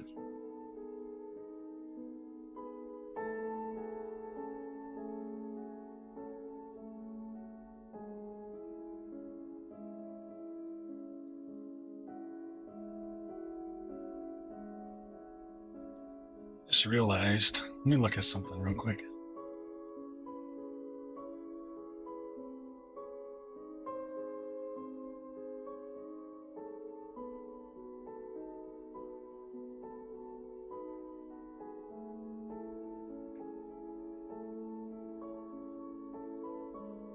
Okay. Let's do, yep, that's feeling good. We'll give it another, just a quick touch with the sanding strip.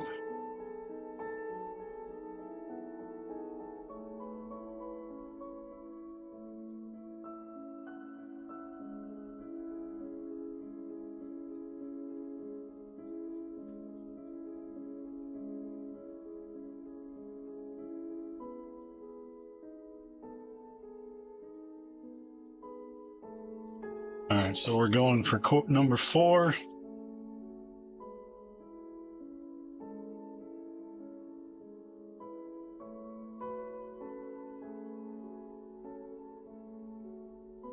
I'm really able to start seeing the light from the ceiling reflect off it too. That's when I know we're starting to get close to that nice glass finish.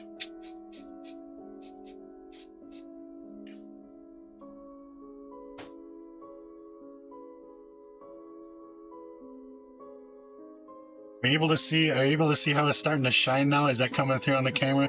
It's looking really good as I'm looking at it right here. It's got, I mean, that shine is really coming through.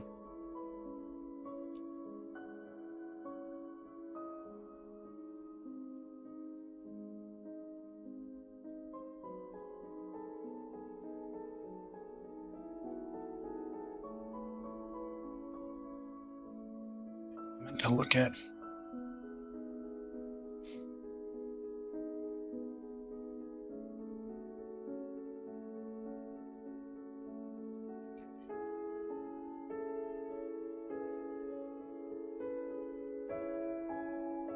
A couple more seconds. So that was number 4, right? Was anybody else keeping track? Did I say that was number 4? I think I did.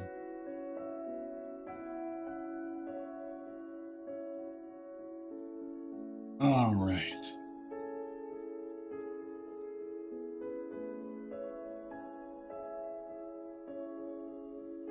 Well, hello there.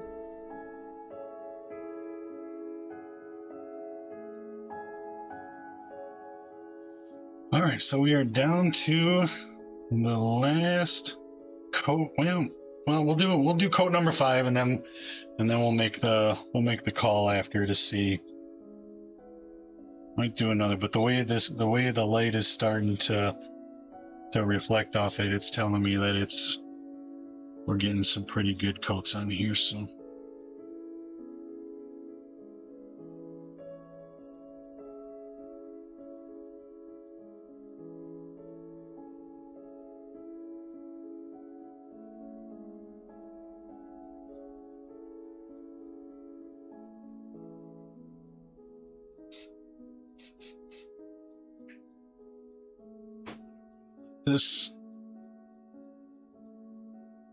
that dry real quick, and then I think, based on what I'm seeing right now, I think this is gonna look and feel like it's ready for just to be buffed out and then assembled, and then we'll have a finished product.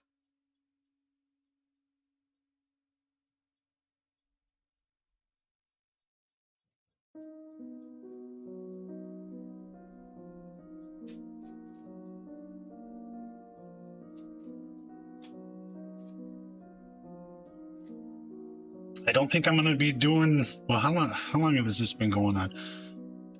We've been going for a couple hours. I don't think I'm going to be doing any gameplay this time because I've got some stuff to take care of after I get this finished up, but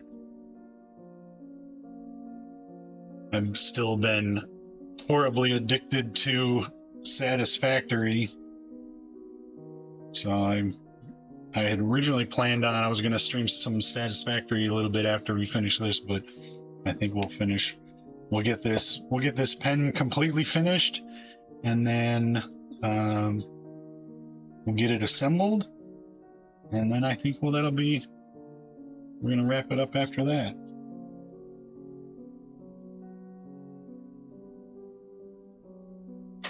All right, so yeah, how's that looking through the camera? Can you see it? I mean, it is like, it's just like super shiny. Once I get this buffed out, it's gonna look and feel amazing. What type of pen assembly? I'll show you in just a second. I used to just, so the pen parts,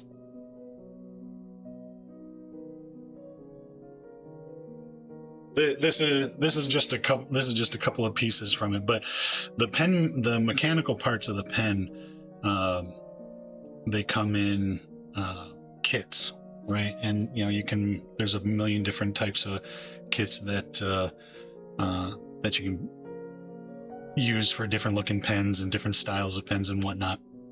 So these pieces I've already put together a lot of them.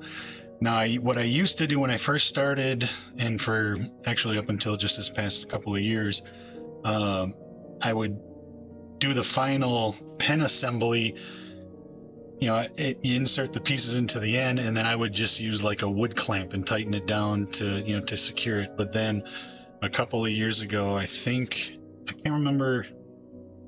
I think my wife might have bought and given it to me as a gift. But now I have a specific tool that's made. It's a pen press that does all that for you, and it makes the process a lot smoother. Because sometimes when I would use just like a wood clamp to tighten it down, it would get out of line and then kind of mess up. So the pen press makes things a lot easier. But the press will fit up here nicely, and you'll be able to see what I'm talking about. So that's feeling pretty good. I'm just gonna knock the rough part off real quick, and then we'll use those final mesh. Yeah, that feels very nice. All right, so it's a brand new pack. I'm gonna see if I can figure out. Forget which starts what. Oh, here we go. There's a chart on the inside.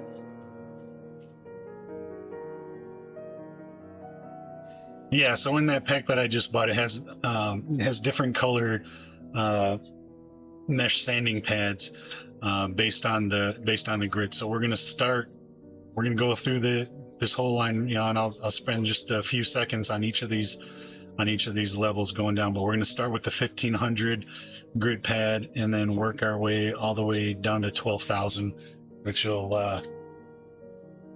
really makes that final buffed out finish. Hi Sarah, welcome in.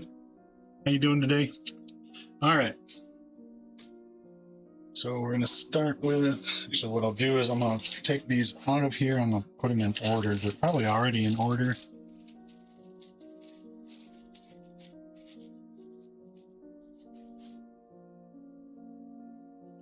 All right.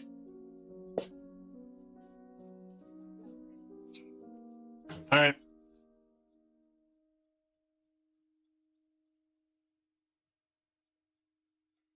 Brown. Green. Okay. So this is the order in which we'll do it. I'm going to speed this up. The final part where you're just doing like the very last buffing and finishing, I like to turn up the RPMs, which it then helps create it warms it up, creates a nice friction, which then helps really seal that and make it solid. So we're gonna I've got it going at about 1400 RPM. I might kick it up a little bit more even.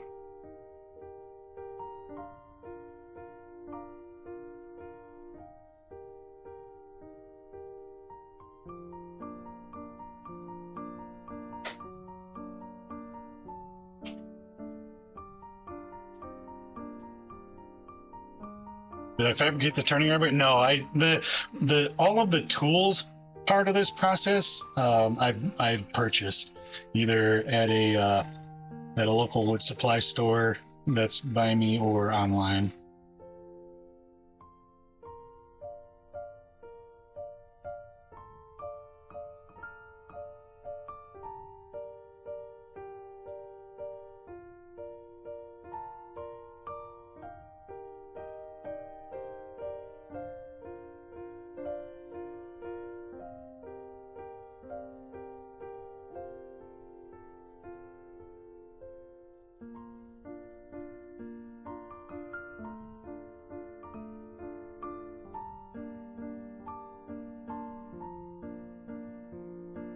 I'm gonna skip a few of those grades because they felt a little bit too rough.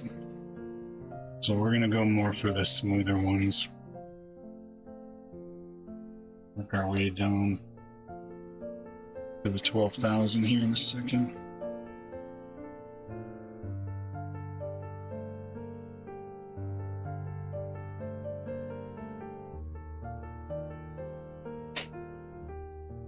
Yeah, that feels. I wish you guys could like actually, you know, touch this and feel it. This right now, this outer shell that's on it, it feels like if I don't know, it feels like glass or acrylic. It just has such a nice smooth feel to it.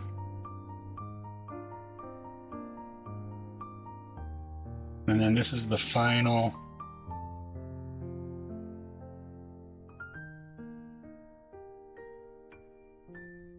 Yeah, I remember you mentioned that before, Hornet, that you were in tooling. I make some tools when it comes to, you know, various woodworking projects, you know, some specific use things that I need. But all of the stuff that I use for turning specifically, I've never made anything for that. I've always purchased stuff that's been. Yeah, I'm very happy with. How does that look on camera? Are you able to tell how? I mean, that it feels really nice. My husband did hand finishing, and he's checking out your setup. Yeah, I'm the same way. When I'm watching someone else do something that I'm like, you know what, that looks fun as hell. Yeah, it looks really nice. I'm very happy with how this has turned out, and it feels amazing. And now it is ready for final assembly, gang. So we're gonna back this off. Let me grab my pliers because I cranked the shit out of this thing when. Go.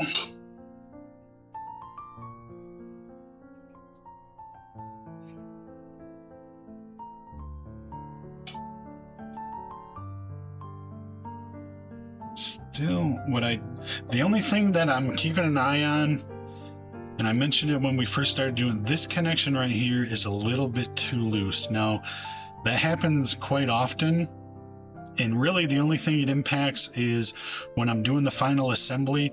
Sometimes I just have to add like just a tiny drop of a super glue to make sure that the inserts don't come out, but sometimes they fit just right. They're machined just right where it doesn't require that. Other times you just need to give it a little bit of touch of glue, and I noticed the same thing on this one. That connection, oh wait, no, that connection is super loose because I was using the smaller insert. So that feels all right. Yeah, they're a little bit loose. I might have to use just a touch of glue, but that is perfectly normal. All right, so let me get rid of this stuff. I'm gonna put these in my pocket for now so I don't lose them. These back on.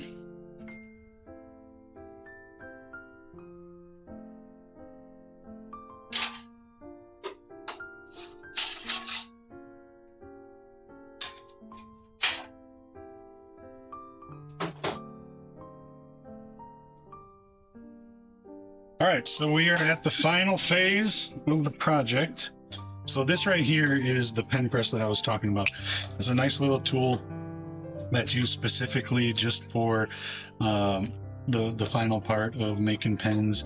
You line up the parts in here, and then you pull down the handle, and it just kind of it squeezes it in nice and tight, makes it secure, provided the connections aren't too loose, which I'm a little, if they are, I'll be able to find out. I'll find out real quick. If the connections are too loose, then it doesn't matter. The press they'll still like turn and stuff, but I'll just put a little drop of super glue on it to hold it. So we're gonna assemble the cap first. So okay, that feels pretty good actually. That should be pretty snug. Okay. I always take a final look too at the cap to determine if I think one side would look better as the very top of the cap or not. This one looks pretty uniform regardless, so it doesn't matter too much. So I think I'm gonna go this route.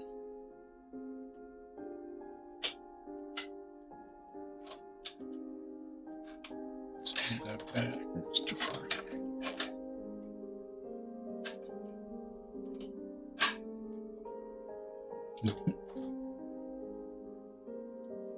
Too far.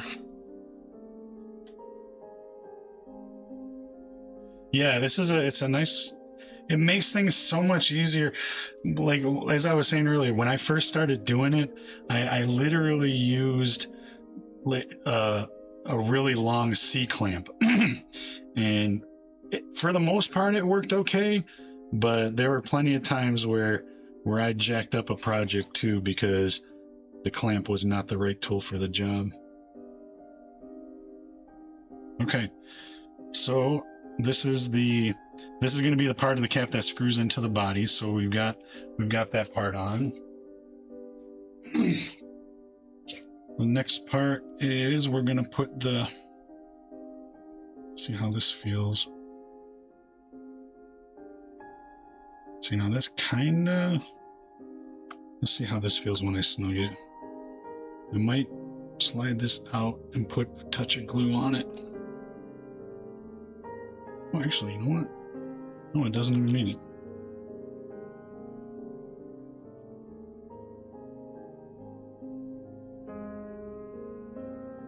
Yep, that feels pretty damn good. All right, so here is the finished cap. And now we'll do the body.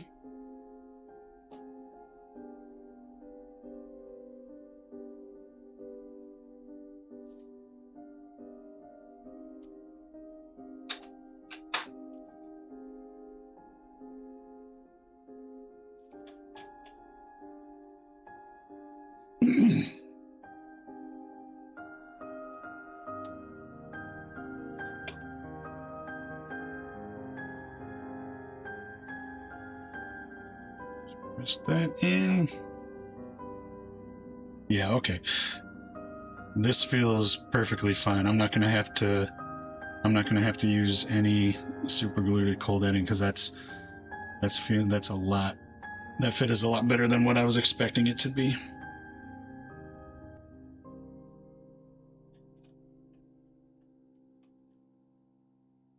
This last one in.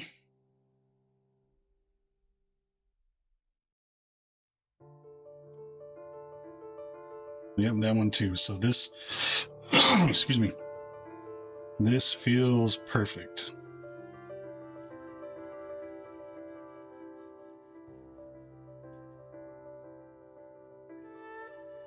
we don't need the press anymore. All right, so the very last part, I'm just gonna set this here, hopefully it doesn't fall off. We're gonna put in, oops, let's put this part on, and then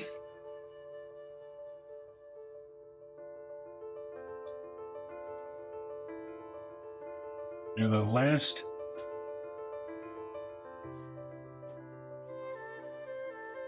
So here we go. This is a finished pen. How's that? I mean, that, I don't know if it's coming through, if the camera's doing this justice, but if I'm being honest with myself, this is probably one of the nicest ones I can remember making in a long time. So yeah, these are real nice, and this is a what are they? It's not a ballpoint pen. It's a gel tip or something.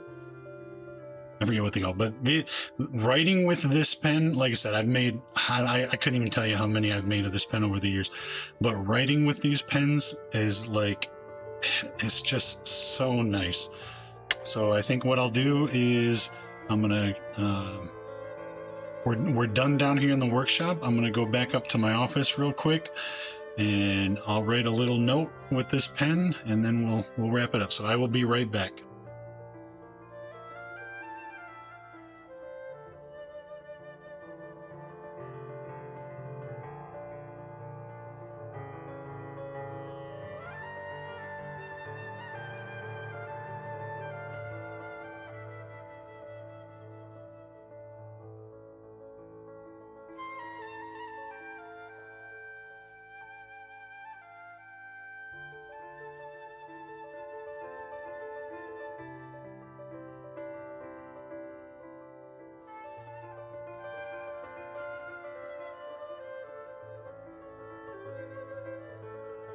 Okay, let me ask you this: who remembers a long time ago there was a conversation that Pappy and Morag had about avocados? Does anybody remember that conversation?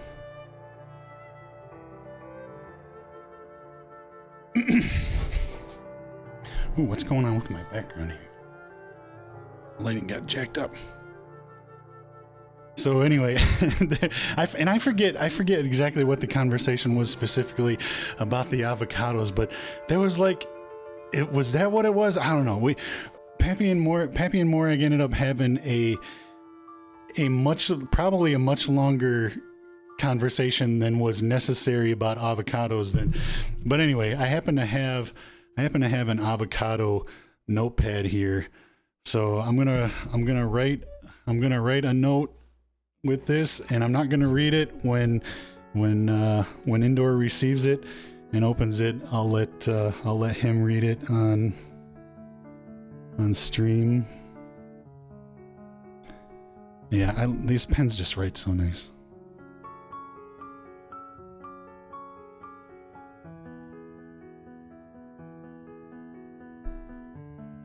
All right, so I've written a note that I'll include in the package to Indoor when I send it, and then when he gets it, he can, if he wants, he can share it on stream. But we excuse me. But we are going to we're going to end it there. Thank you so much, everybody, for hanging out. Appreciate it. I hope you enjoyed it. It was a lot of fun for me to do, and we'll do some more of this in the future if everybody enjoyed it. Maybe not like as much start to finish. Maybe I'll do bits and pieces of the project, because what I'm seeing. Okay, so it was a full 2.5 hours from start to finish. But there was a lot of fun for me, and I hope you guys enjoyed it. So I will see you all as soon as I can. I hope you have a great rest of your weekend, and take care, everybody.